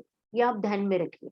Foreign test के अगर रहे तो अवॉइड कीजिए, कोशिश कीजिए। वैसे भी इंडिया में इंडियन एडेप्टेशन टेस्ट ही मोस्ट प्रोबेबली इस्तेमाल किए जाते हैं, दिए जाते हैं, there is no issue at all. But फिर भी थोड़ा सा आप इसके तरफ ध्यान देना बहुत जरूरी होता है। तो that is why we are using all that test, but we are using the Indian adaptation test. Indian adaptation test का ही हम मोस्टली इस्तेमाल करते हैं।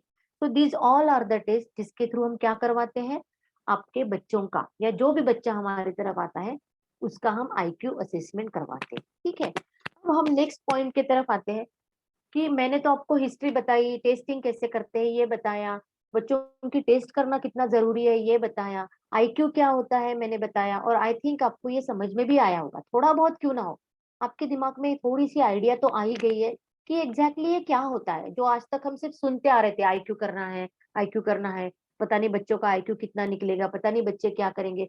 But now we are little bit aware of that, little bit know what is IQ, हमको थोड़ा बहुत पता चल चुका है कि ये क्या होता है। लेकिन अगर हम इसको बढ़ाने की अगर कोशिश कर सकते हैं, तो there are number of ways, बहुत सारे ऐसे मार्ग है जो हम बच्चों के आईक्यू को बढ़ा सकते हैं।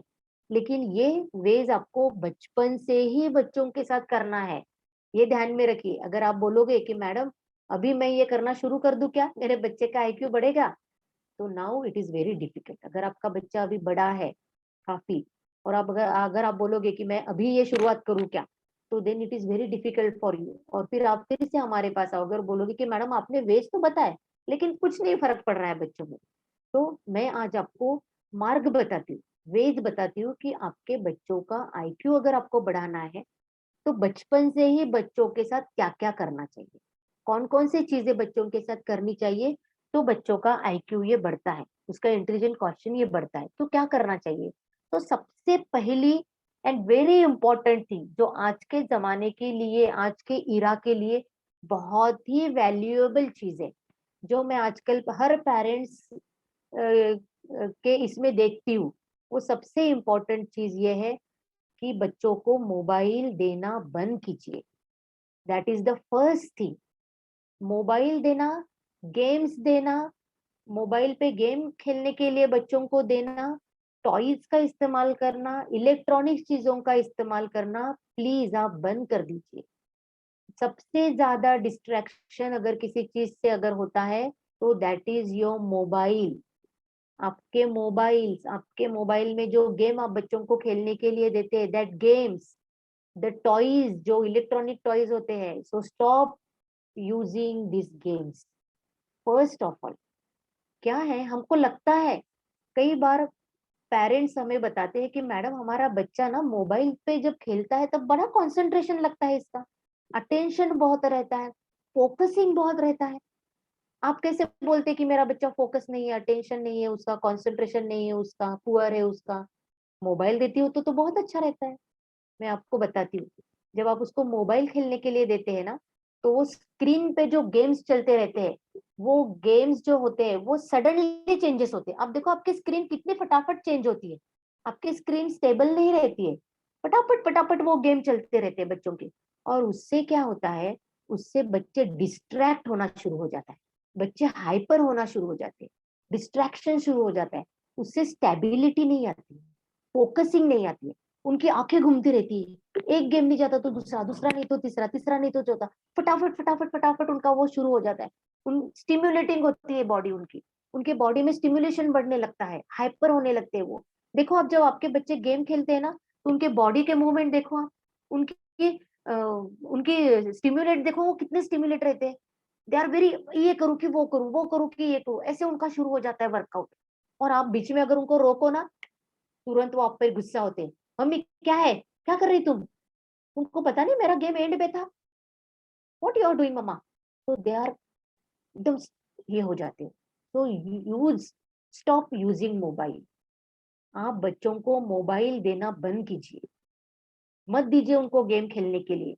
हाँ, मैं ये समझती हूँ कि अभी हम लोग जिस जिस जिस इसमें है, जिस फेज में अटके हुए हैं, यहाँ सारे ऑनलाइन क्लासेस शुरू है, आई एम एग्री, लेकिन ऑनलाइन क्लासेस है तो ऑनलाइन क्लासेस के लिए ही आप उनको मोबाइल दो, जितनी पढ़ाई का है उतना ही आप उनको दो।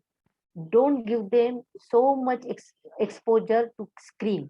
स्क्रीन का एक्सपोजर इतना मत दो कि बच्चे पूरा डिस्ट्रैक्ट हो जाए, है ना। तो जितना ऑनलाइन उनका एजुकेशन है उतना दो।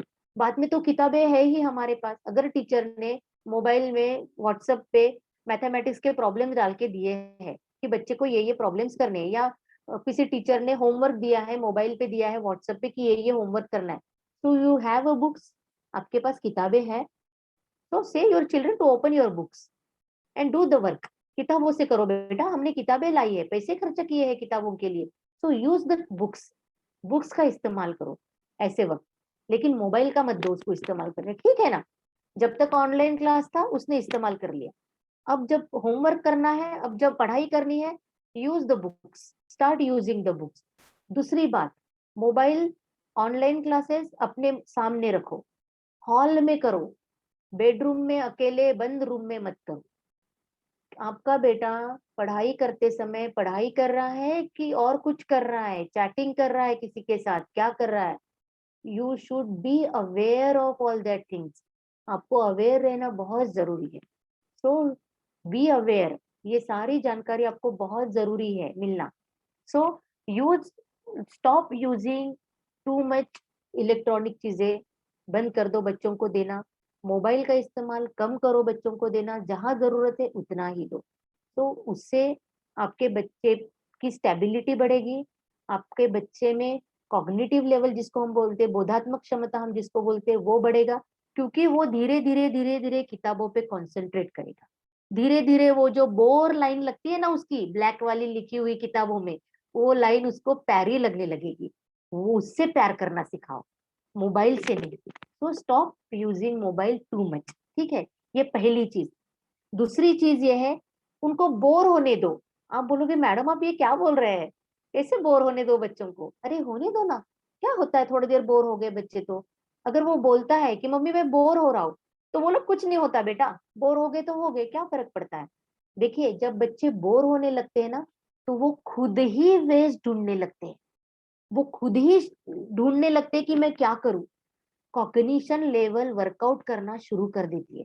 बौद्धात्मक क्षमता जो होती है, बुद्धि जो होती है, बौद्धात्मक क्षमता जो होती है, क्योंकि वो बैठी नहीं रहती, दे स्टार्ट डूइंग समथिंग, वो शुरू होती है कुछ तो भी करना, और फिर वो चैलेंजिंग कुछ तो भी करना शुरू कर देते हैं। वो किताबों को निकालेंगे, वो कुछ तो भी पेंटिंग को निकालेंगे, वो कुछ तो भी वर्कआउट करेंगे, वो खुद से कुछ तो भी करने की कोशिश लग करते हैं, खुद होके कुछ तो भी करने की कोशिश करते हैं, और फिर उसमें वो अपने आप को इन्वॉल्व करते हैं। इलेक्ट्रॉनिक चीजों में, इलेक्ट्रॉनिक चीजें जो होती है ना वो आपको इन्वॉल्व करती है, ये ध्यान में रखिए। मुझे चाहिए कि आप इन्वॉल्व हो जाओ। देखिए ये दो अलग चीजें हैं।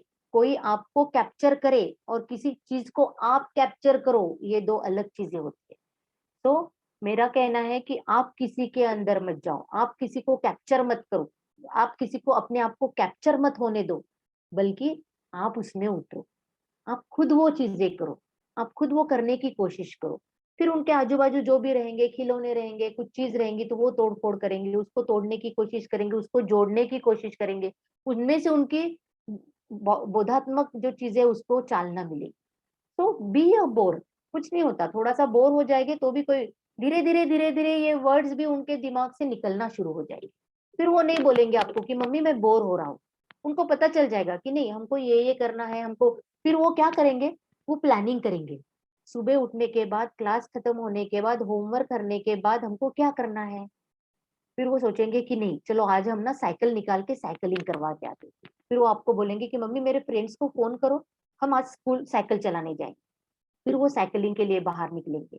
फिर वो बोलेंगे कि मम्मी हम ना आज ना सब बच्चे मिलके घर में, अब मेरे फ्रेंड्स को बुला के हम कुछ तो भी एक्टिविटीज करते हैं। तो फिर वो कुछ एक्टिविटीज करेंगे। तो that is a very good thing, ये उनको करने के लिए बोलो, सो इट इज वेरी इंपॉर्टेंट। तो कुछ फर्क नहीं पड़ता अगर वो बोर होते हैं तो उसके बाद expose them different different situations, उनको एक्सपोज करो। आप कहीं बाहर घूमने जाते हैं तो उनको लेके जाओ, वो अगर आपको कुछ क्वेश्चंस करते हैं तो आप उनको उसके आंसर दो। कई पेरेंट्स को मैंने देखा है कि दे आर वेरी, मतलब वेरी बड़े अजीब आंसर देते हैं। बच्चे पूछते हैं कि मम्मा ये तारे कहाँ से आते हैं, ये चांद कहाँ से आता है, ये पेड़ हरे क्यों रहते हैं, है ना, इसको फल कैसे लगते हैं। You should be answerable. आपने प्रॉपर आंसर देना चाहिए बच्चों को। ऐसे नहीं बोलना चाहिए कि ये लटके हुए हैं, ये अपने आप आए हुए हैं। नहीं, डोंट से लाइक दिस। तो यू लर्न, आप भी सीखो, उनको भी सीखने दो। तो बच्चों को एक्सपोजर आप जितना ज्यादा करोगे दुनिया के साथ, उतने उनके सवाल आएंगे, उतने उनके क्वेश्चंस आएंगे, और उतनी उनकी कैपेसिटी बढ़ेगी, उतनी उनकी बौद्धिक क्षमता को चैलेंज मिलेगा, और वो उतना सीखेंगे। तो इट इज वेरी इंपॉर्टेंट कि जितना ज्यादा एक्सपोजर मिलेगा बच्चों को, उतना वो ज्यादा सीखते हैं। तो जब भी आप उनको बाहर लेके जाओगे ना, यू शुड एक्सपोज देम। देखो बेटा वहां पे क्या है, देखो वो नदी कैसे बह रही है, इनमें पानी कहाँ से आता है, देखो उनमें कितने सुंदर पक्षी है, उनके कलर देखो कितने अच्छे हैं। तो आपको उसको ऐसे कलर पकड़ पकड़ के बैठकर सिखाने की जरूरत नहीं पड़ेगी, अपने आप उनको पता चल जाएगा कि ये व्हाइट कलर है, ये ग्रीन कलर है, ये पत्ता ऐसे होता है, ये पत्ता ऐसे बनता है, फिर सन रेज आते हैं। So he can start using his mind, his brain. So it is very important कि expose them as possible as, जितना हो सके उतना उनको एक्सपोजर दो, है ना। Then stock a craft. अभी छुट्टियां लगने वाली है बच्चों को, है ना, अभी एग्जाम खत्म होने वाली है, ऑनलाइन एग्जाम खत्म। तो now your children have 2 months holiday. बाप रे, आपके सबके दिमाग 2 महीने बच्चे खाली पीली मेरा दिमाग खाएंगे। क्या करना चाहिए, हर मम्मी का ये क्वेश्चन रहता है, क्या करना चाहिए। बाप रे, 2 महीने बच्चे खाली रहेंगे और पूरा दिमाग खाएंगे हमारे, अब क्या करना चाहिए। तो हम स्टॉक करके रखो क्राफ्ट का, है ना, painting, denting, kit kit story books, उसके बाद क्राफ्ट, कुछ अच्छी तरह से भरत काम, विन काम, है ना। या आप घर में खाना बहुत अच्छा पकाते होंगे, तो उनको सिखाने की, रसोई में उनको सिखाओ, उनको कुछ कुछ बनाना सिखाओ। तो इन सारी चीजों का दिमाग में स्टॉक रखो, सो दैट उनके 2 महीने बहुत अच्छे निकले विदाउट यूजिंग मोबाइल, है ना। तो उनको क्राफ्ट दो, उनको उतारने दो, पेंट करने दो उनको, पेंटिंग, उनके दिमाग में जो आइडियाज है ना, वो आइडियाज को उनको वर्कआउट करने दो, उनको निकालने दो पेंट में, पेंट के थ्रू। और फिर उनको पूछो आपने ये क्या किया है बेटा। तो स्टार्ट क्वेश्चनिंग, है ना। पूछो उनको आपने ये क्या किया है, ये कैसे किया जाता है, इसको आप क्या बोलोगे, इसको अगर आपने ये कलर किया रहता तो आपको नहीं लगता ये बहुत सुंदर दिखता। तो स्टार्ट टू थिंक।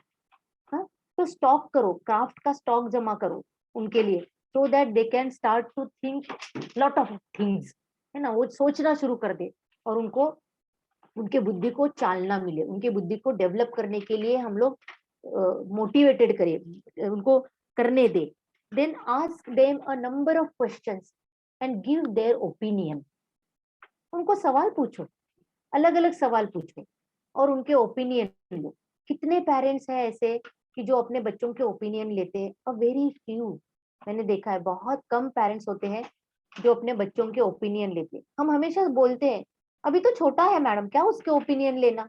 नहीं, अरे तुम, आप देखो आपका बच्चा चलने लग जाएगा ना, बोलने लग जाएगा ना, तो वो आपको बताता है मुझे ये कलर का शर्ट नहीं पहनना, मुझे वो कलर का शर्ट पहनना है, मुझे ये ऐसे बाल नहीं करना, मुझे अपने, मुझे चाहिए जैसे बाल करना है। Let him do, let her do.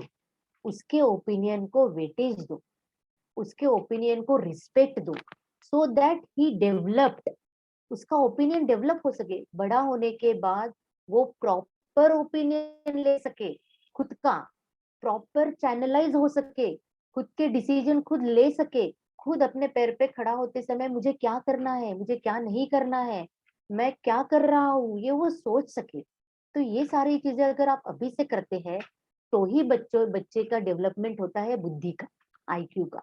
तो it is very important, ask them a number of question. ऐसा क्यों है, तुमने ऐसा क्यों किया, ठीक है ना। देखिए बच्चे हैं गलत करते हैं, तभी मैडम ने, रानी मैडम ने बताया कि कोई कोई दुनिया परफेक्ट नहीं होती, world is not at all perfect. हम तो भी कहाँ परफेक्ट है, हम भी परफेक्ट नहीं है, तो गलतियां तो होती है, तो गलतियां करने दो, लेकिन उसमें से उनको सिखाओ या उसको सीखने दो कि देखो ये गलती हुई है, उसमें से इम्प्रूव कैसे करना है। लेट देम मोटिवेटेड, उनके बुद्धि को चैनलाइज करो कि अगर हमने ऐसे नहीं किया रहता, ऐसे किया रहता, तो it is really very good, ये बहुत अच्छी चीज है। तो उनको ये मोटिवेट करो, उनको क्वेश्चंस पूछो, उनके ओपिनियंस लो, तो इट इज वेरी इंपॉर्टेंट। उनको हार्ड वर्क करने के लिए सिखाओ, that is also very important. उनको हार्डवर्क करने की सिखाओ। अब हार्डवर्क कैसे करना, जैसे हम करते वो हार्डवर्क बोल रही हूँ क्या मैं? नहीं, उनको पौधा लगाने के लिए सिखाओ, पौधे को पानी देने के लिए सिखाओ। वो पौधा अगर धूप में नहीं है तो उसको उठा के धूप में रखने के लिए सिखाओ। सिखाओ ये चीजें, छोटे छोटे बकेट में पानी जाके लेके लेके जाना, पौधे को देना, ये सिखाओ। तो उससे क्या होता है, देखिए मैं ये चीजें जब आपको बता रही हूँ ना, तो इसमें उसका इमोशनल आईक्यू जिसको हम बोलते हैं ईक्यू, ये भी डेवलप होता है, स्पिरिचुअल आईक्यू एसक्यू ये भी डेवलप होता है, और एक्यू ये भी डेवलप होता है। ये एटीट्यूड डेवलप होता है बच्चों में कि ये चीजों को कैसे संभाला जाए। स्पिरिचुअल डेवलप होता है कि इनकी इसको कैसे प्यार किया जाए, इन चीजों को कैसे प्यार किया जाए, कैसे काइंडली इसके साथ रहा जाए। और इमोशनल आईक्यू डेवलप होता है कि इन बच्चों, इन पौधों के साथ, इन चीजों के, अपनी चीजों के साथ कैसे इस्तेमाल किया जाए, वो टूटे ना, वो फूटे ना, वो गिरे ना, तो उसको किस तरीके से रखा जाए। सो देखिए इसमें से ही आईक्यू डेवलप होता है, ईक्यू डेवलप होता है, एसक्यू भी डेवलप होता है। तो इट इज वेरी इंपॉर्टेंट कि हार्ड वर्क सिखाया जाए।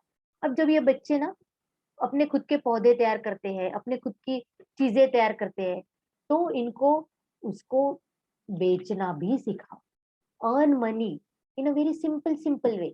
मैं ये नहीं बोल रही हूँ कि हमारे पास पैसों की कोई कमी है, मेरा ये कहने का मतलब we have ample of money, है ना, हम वो बच्चे को हर वो सुख देते हैं जो उनको चाहिए। मैं ये बोल रही हूँ कि उनको मेहनत करके पैसे कैसे कमाए जाते हैं, किस वे से कमाए जाते हैं, किस चीज का इस्तेमाल करने से कमाए जाते हैं, ये उनको सिखाओ। और उन्हीं पैसों का इस्तेमाल उनके लिए कैसे करना है ये सिखाओ। तो दैट इज वेरी इंपॉर्टेंट। उनको ये पता चलना चाहिए कि हमने की कमाई की, तभी वो आपको एम्पथाइज कर पाएंगे, तभी उनका ईक्यू बढ़ेगा, है ना। इमोशनल क्वेश्चन कब बढ़ेगा, जब वो खुद कमाएंगे छोटे से पैसे, 2 रुपए जब वो कमाएंगे, तब उनको पता चलेगा कि ये 2 रुपए कमाने के लिए हमारे पेरेंट्स कितना मेहनत करते हैं, हमारे पेरेंट्स कितना पूरा दिन कैसे पैसा कमाने के लिए क्या क्या नहीं करते हैं। तब उनको पता चलेगा कि हमारे पेरेंट्स हमको छोड़ के बाहर क्यों जाते हैं, why they are going, they are saying. वो हमको बोलते अरे बेटा मुझे पैसा तो कमाना पड़ेगा ना तुम्हारे लिए। सिर्फ बोलने से नहीं, कृति से उनको पता चलेगा कि हाँ ये पैसा कमाने के लिए इतना सेक्रीफाइस पेरेंट्स करते हैं, व्हाई दे आर डूइंग। तो ईक्यू डेवलप होने लगता है उनका, एसक्यू डेवलप होने लगता है, they are very much close to you because of this all this things. ये सारी चीजों से वो आपके क्लोज आना शुरू कर देते हैं। तो इट इज वेरी इंपॉर्टेंट कि उनको आप थोड़ी थोड़ी चीजों का पैसे अर्न करना सिखाइए, है ना। देन डोंट डम डाउन, उनको डोंट डम down their language, that is the last thing. Don't डम डाउन, वो जो बोलते हैं ना उनको बंद मत कीजिए, उनको ओपन कीजिए। ठीक है, वो बेकार लैंग्वेज बोलते होंगे, वो आधा मराठी आधा हिंदी आधा इंग्लिश बोलते होंगे, क्योंकि वो स्कूल्स में जाते हैं, हर बच्चे का सुनते हैं, है ना, ये लैंग्वेज वो लैंग्वेज वो लैंग्वेज, 10 लैंग्वेज उनके दिमाग में पड़ती रहती है, और वो उससे अपना वर्ड्स बनाते हैं। आखिर वो थिंकिंग से, ये सारी इंटेलेक्चुअल लेवल की प्रोसेसिंग है, वर्ड्स बनाना भी इंटेलेक्चुअल लेवल की प्रोसेसिंग होती है, ये ध्यान में रखिए। लेकिन डोंट डम दे, मत बोलिए उसको छी कितनी गंदी लैंग्वेज तुम इस्तेमाल कर रहे हो बेटा, what is this. Don't say कि बेटा देखो तुमने जो बोला है ना, उसको मैं प्रॉपर तरीके से तुमको सिखाऊंगी कि उसको कैसे बोलना, एक्सपोज दे, है ना, उनको बोलने दो, उनको बीच में ही मत टोको, नहीं तुम्हारा गलत है, ऐसा मत करो वैसा मत करो, नहीं, बीच में मत उसको टोको, उसको एक्सप्रेस तो करने दो, कंप्लीटली उसको सुनो, पेशेंसली उसको सुनो और उसको एक्सप्रेस करने दो, सो दैट आपको पता चलेगा कि he can express his things. देखिए जितना आप बच्चों को एक्सप्रेस करना सिखाओगे ना, उतना बच्चे आपके नजदीक आना शुरू कर देंगे। लेकिन जितना आप उसको डम करोगे, उनको एक्सप्रेस नहीं करने दोगे, उतने आपके बच्चे आपसे दूर होते जाएंगे and then you come to me, आप फिर साइकोलॉजिस्ट के पास आओगे और बोलोगे कि मैडम पता नहीं मेरा बच्चा ना मेरे पास आके बैठता ही नहीं है, मेरी बड़ी तमन्ना होती है कि वो आज मेरे पास बैठे, लेकिन वो टाइम चला गया होता है, वो नहीं बैठ पाते आपके पास बिकॉज ऑफ योर फॉल्ट, कि आपने उसको कभी एक्सप्रेस ही नहीं करने दिया, कभी आपके पास बैठने ही नहीं दिया, है ना। क्योंकि कई बच्चे जब स्कूल जाना शुरू कर देते हैं ना, तो बच्चे स्कूल्स की कई चीजें आपको बताना चाहते हैं और आप अपने मोबाइल में गूंग रहते हैं, बोलते नहीं मेरे पास टाइम नहीं, प्लीज तुम तुम्हारे पापा को जाके बताओ, पापा बोलते मेरे पास टाइम नहीं, तुम जाके दादी को बताओ, दादी बोलती बेटा मैं कहाँ सुनूं, मुझे तो सुना ही नहीं देता है ना। और वो बच्चे बताते ही नहीं, और ऐसे वक्त कभी बच्चों पे कुछ एब्यूजिंग अगर होता है, बच्चों के साथ कुछ प्रॉब्लम अगर होता है, तो कौन उनको सुनेगा, कौन उनके प्रॉब्लम्स को हैंडल करेगा। हाँ, तो ये बहुत जरूरी है कि उन बच्चों को आप बोलना सिखाइए, अपने फीलिंग्स को एक्सप्रेस करना सिखाइए, और ये सारी चीजों से ही बच्चे के बुद्धि को चालना मिलती है। ये सारे जो मैंने आज आपको टिप्स बताए, ये सारे टिप्स है जो बच्चों के बुद्धि को चालना देते हैं, मोटिवेटेड करते हैं, एंड देन यू थिंक, आप बोलोगे सच में मैडम आपने तो आज हमको एक गुरु किल्ली दी, कि जिससे हमने इस्तेमाल करने से हमको सच में 2 महीने साल 2 साल बाद 10 साल बाद आप जरूर बोलोगे कि madam yes my son my daughter is really, मैंने इसका इस्तेमाल करने से they are really a very nice very kind that my son my daughter, क्योंकि उसमें एसक्यू भी डेवलप होता है, काइंडनेस भी डेवलप होती है, उसके साथ साथ ईक्यू डेवलप होता है, अपनी इमोशंस को जान के दूसरों के इमोशंस को भी जानना शुरू कर देता है वो, है ना। तो उसका ईक्यू भी डेवलप होता है, एक्यू भी डेवलप होता है, एटीट्यूड भी डेवलप होता है। वो ये नहीं बोलता कि ये बुरा है, ये अच्छा है, ये बहुत गंदा है, वो ये कहना शुरू करता है कि ये एक्सपीरियंसेस वैसे है, आने वाले एक्सपीरियंसेस वैसे, उसमें से हमको क्या लेना है क्या नहीं लेना है वो सीखने लगता है ना। तो ये सारी चीजों का मिश्रण ही लेके बच्चा बनता है, ये हमेशा ध्यान में रखिए। सिर्फ आईक्यू बहुत अच्छा है और ईक्यू कम है तो किस काम का आपका बच्चा, जो दूसरों के इमोशंस को ही हैंडल नहीं कर पाएगा। अगर कल जाके वो बॉस बनता है किसी ऑफिस का, तो उसके सबऑर्डिनेट बहुत दुखी रहेंगे, है ना, क्योंकि वो ईक्यू को ही हैंडल नहीं कर पा रहा है, उसका ईक्यू ही डेवलप नहीं हुआ है, तो क्या करना है, उसका एसक्यू ही डेवलप नहीं है, काइंडनेस ही नहीं है। अगर आपके घर के सामने अगर कोई जानवर आता है जिसको पानी की जरूरत है, गर्मी के दिनों में बहुत पानी जानवर को चाहिए रहता है, पक्षियों को चाहिए रहता है, अगर उसका एसक्यू ही डेवलप नहीं है, स्पिरिचुअल क्वेश्चन ही उसका डेवलप नहीं है, तो फिर किस काम का वो काइंडनेस, है ना। जो जानवर को पानी ना पिलाए, जो लोगों की हेल्प ना कर सके, जो लोगों को आश्रय ना दे सके, जो लोगों के शब्दों को कुछ हद तक क्यों ना हो वेटेज ना दे सके, तो फिर किस काम का है।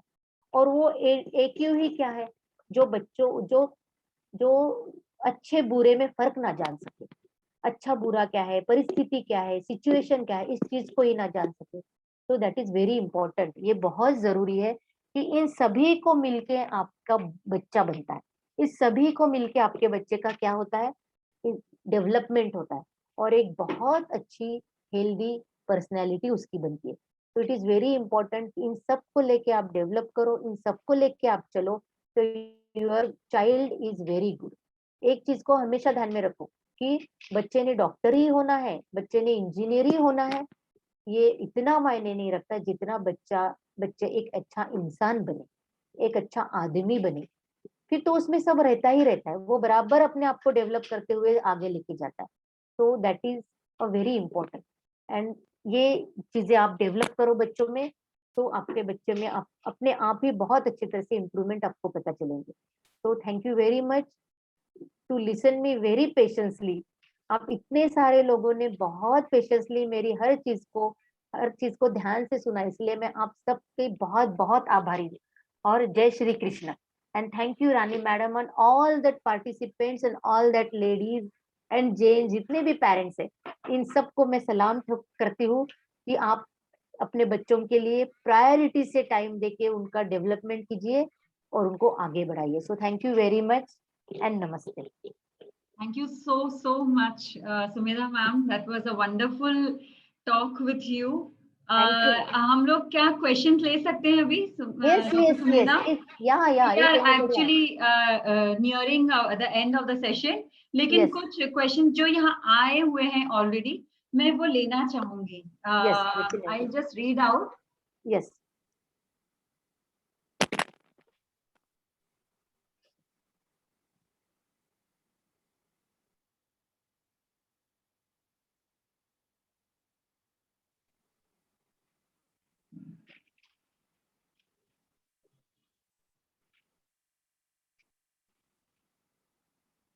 मैम, अगर बच्चा आउटस्टैंडिंग है हर चीज में, लेकिन ओवर कॉन्फिडेंट है, तो ये ओवर कॉन्फिडेंस को रेगुलेट करने के लिए क्या करना चाहिए?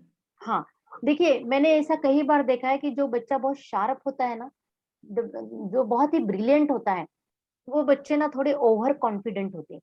अब ये ओवर कॉन्फिडेंसी बच्चे में पेरेंट्स के थ्रू ही आती है, ये आप ध्यान में रखिए। आप माइन्यूटली अपने आप को ऑब्जर्व करोगे ना, तो आपको पता चलता है। क्योंकि हम क्या करते हैं ना, हम बच्चों को, जो बच्चा ओवर कॉन्फिडेंस होता है ना, तो उसका कॉन्फिडेंस लेवल नॉर्मल लेवल के लाइन में आने के बजाय हम बकअप करते हैं और उसको आगे बढ़ाते हैं। अरे वेरी गुड, कोई फर्क नहीं पड़ता बेटा, कुछ नहीं होता है, थोड़ी सी गलती हो गई ना, कुछ नहीं होता, तुम थोड़ा सा उसको और थोड़ा जरा ये करो, ध्यान से थोड़ा सा वर्कआउट उस पे करो, तो और तुम अच्छी तरह से कर पाओगे, या और तुम कुछ अच्छा कर पाओगे। सो वी आर नॉट, जिसको हम बोलते हैं कि हम उसको अच्छी तरह से चैनलाइज नहीं कर पाते उस ओवर कॉन्फिडेंस को। देखिए एक चीज ध्यान में रखिए कि ओवर कॉन्फिडेंस कभी कभी बच्चों को पीछे खींचती है, ये आप हमेशा ध्यान में रखो। क्या होता है कि अकेला ही आपका बच्चा ब्रिलियंसी के लाइन में नहीं है। यू थिंक कि आपका बच्चा अकेला ही है जो ब्रिलियंसी के लाइन में है, क्योंकि आप उतना ही सोचते, but there are number of बच्चे, बहुत सारे बच्चे होते हैं जो ब्रिलियंसी के लाइन में होते हैं। सो अगर आपको ओवर कॉन्फिडेंस पे वर्कआउट करना है, तो you can start to doing meditation. Very good things, that is very good कि आप उसको चैनलाइज करो, उसके ओवर कॉन्फिडेंस को। उसको बोलो कि वो क्या होता है, ओवर कॉन्फिडेंस में क्या होता है, बायोलॉजिकल या इनर जो आपके स्टिमुलेशन होते हैं, वो स्टिमुलेशन थोड़े बढ़ते हैं, है ना। और वो बढ़ने की वजह से क्या होता है कि बच्चे ओवर कॉन्फिडेंस होना शुरू हो जाता है उनका, उनके स्टिमुलेशन बहुत हाइपर हो जाता है वो, और उसके वजह से ये सारी चीजें दिखाई देती है। So do a meditation. और जहां वो ओवर कॉन्फिडेंस होता है, वहां आप उसको प्यार से समझाने की कोशिश कीजिए कि नहीं, देखो, तुम ना कभी कभी ओवर कॉन्फिडेंस की वजह से इतनी सी गलती कर देते हो, और वो गलती भी कभी कभी अपने को महंगी पड़ सकती है बेटा। So whenever you are doing a work, before doing work, पहले करने के पहले उसको लेके थोड़ा 2 मिनट सोचो, पॉज लो, दैट इज वेरी इंपॉर्टेंट। तो that is why am telling कि आप मेडिटेशन करवाना सिखाओ, पॉजिंग करवाना सिखाओ बच्चों को। बच्चों को जहाँ पॉज लेना आप सिखाओगे, वहां उसकी थिंकिंग प्रोसेस क्या होती है, हाइपर नहीं होती है, वहां उसकी थिंकिंग प्रोसेस कंट्रोलिंग में आना शुरू होती है। और जब वो कंट्रोलिंग में आती है, तब वो आंसर प्रॉपरली देती है। तो that is a very important thing कि बच्चों को आप थोड़ा मेडिटेशन सॉर्ट ऑफ, या आपको कल स्पिरिचुअल स्पीच में कुछ मैडम ने बताया होगा कि कैसे करना है, तो you can do with your child, आप करो, तो उसका ओवर कॉन्फिडेंस धीरे धीरे कम होना शुरू हो जाएगा। ठीक है। यस। नेक्स्ट क्वेश्चन है कि एक मैम है, उनकी बेटी 9th क्लास में है, हाँ। तो उन्हें ऑनलाइन क्लासेस की वजह से पढ़ाई में पीछे हो गई, और वो सब दिन मोबाइल पर रहती है, सिस्टम में फ्रेंड से व्हाट्सएप करना, उससे सब तरह से समझा लिया, लेकिन कोई रिजल्ट नहीं है। हम्म।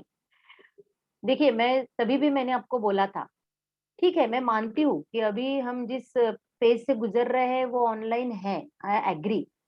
लेकिन मेरा सिर्फ एक ये कहना है कि आप बच्चों को ऑनलाइन के वक्त ही, क्लासेस के वक्त ही मोबाइल दो। अब देखिए 8, 9, 10 ये जो एज ग्रुप है, इसको आप ध्यान में रखो। These all are the teenagers, adolescent stage के बच्चे होते हैं। They have ample of changes in their bodies, बहुत चेंजेस होती है, इमोशन चेंजेस, इंटेलेक्चुअल लेवल पे उनका वर्कआउट होता है, इमोशंस उनके रहते हैं, रिस्पेक्ट खुद को देना शुरू कर देते हैं। So there are number of changes, peer group बहुत फोर्सफुली वर्कआउट करता है इनका। ऐसे वक्त ना उनको जब भी आप मोबाइल दोगे, या आप जब भी उनको क्लासेस पे बिठाओगे ऑनलाइन, तो उनको आप अपने नजर के सामने बिठाओ, हॉल में करो अरेंजमेंट, जो भी अरेंजमेंट करनी है, इंटरनेट की जो भी अरेंजमेंट आपने आपने करनी है, वो पूरी हॉल में करो।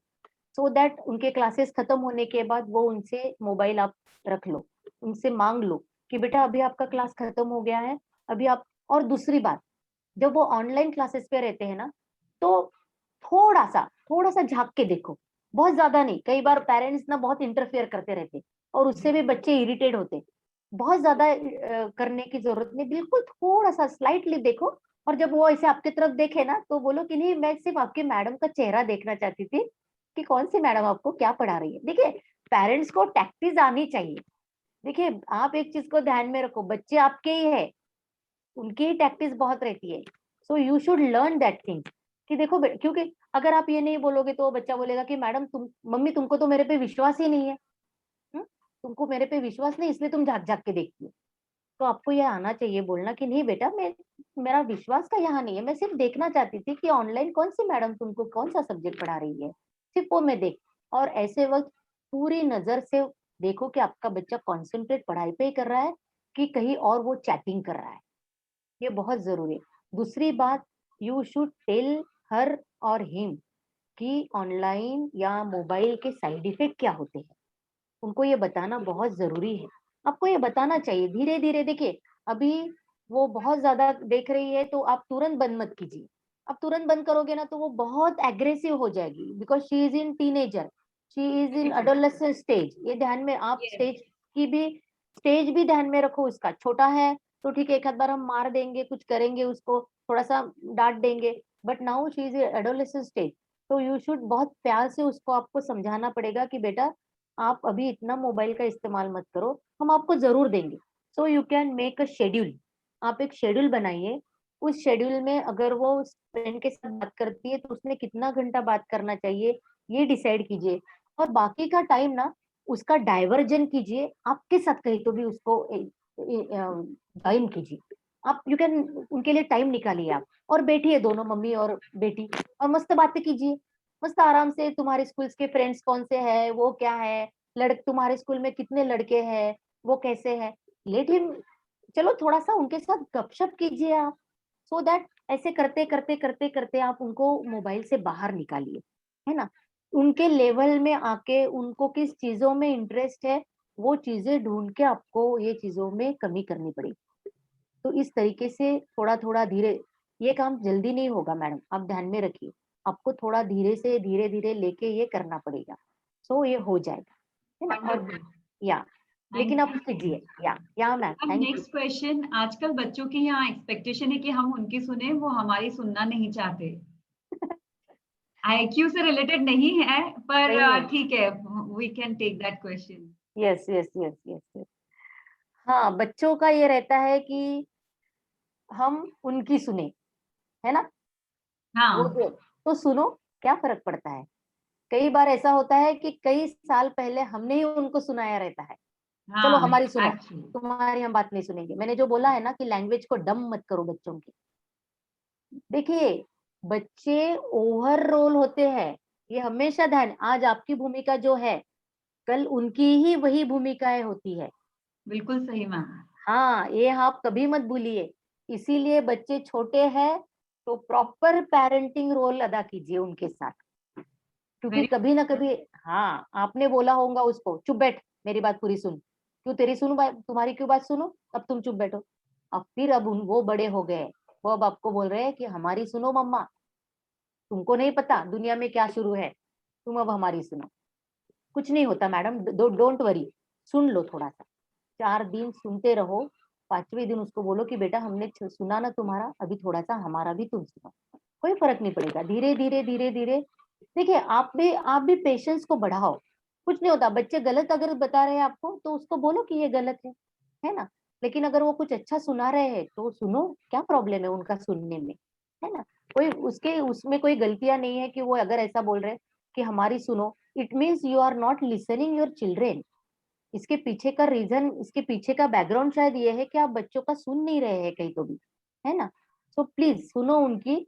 और कुछ दिन के बाद उनको पता चल जाता है अपने आप की मम्मा पेरेंट्स सुन रहे हैं हमारी बातें, तो वो ही खुद ही होके जहां उनको जरूरत पड़ेगी वहां वो अपने आप आना शुरू कर देंगे, है ना। तो लिसन, कोई प्रॉब्लम नहीं है उसमें।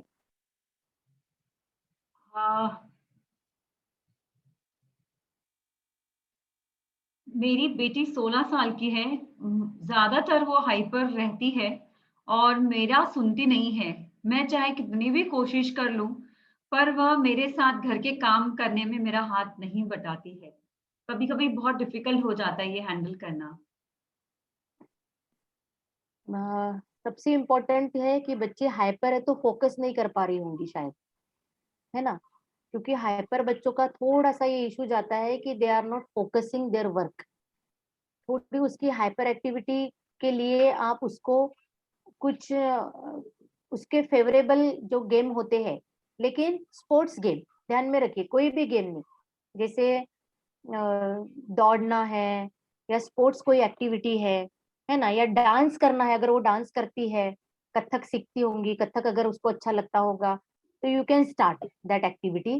तो उससे क्या होगा कि उसकी हाइपर एक्टिविटी थोड़ी कम होगी।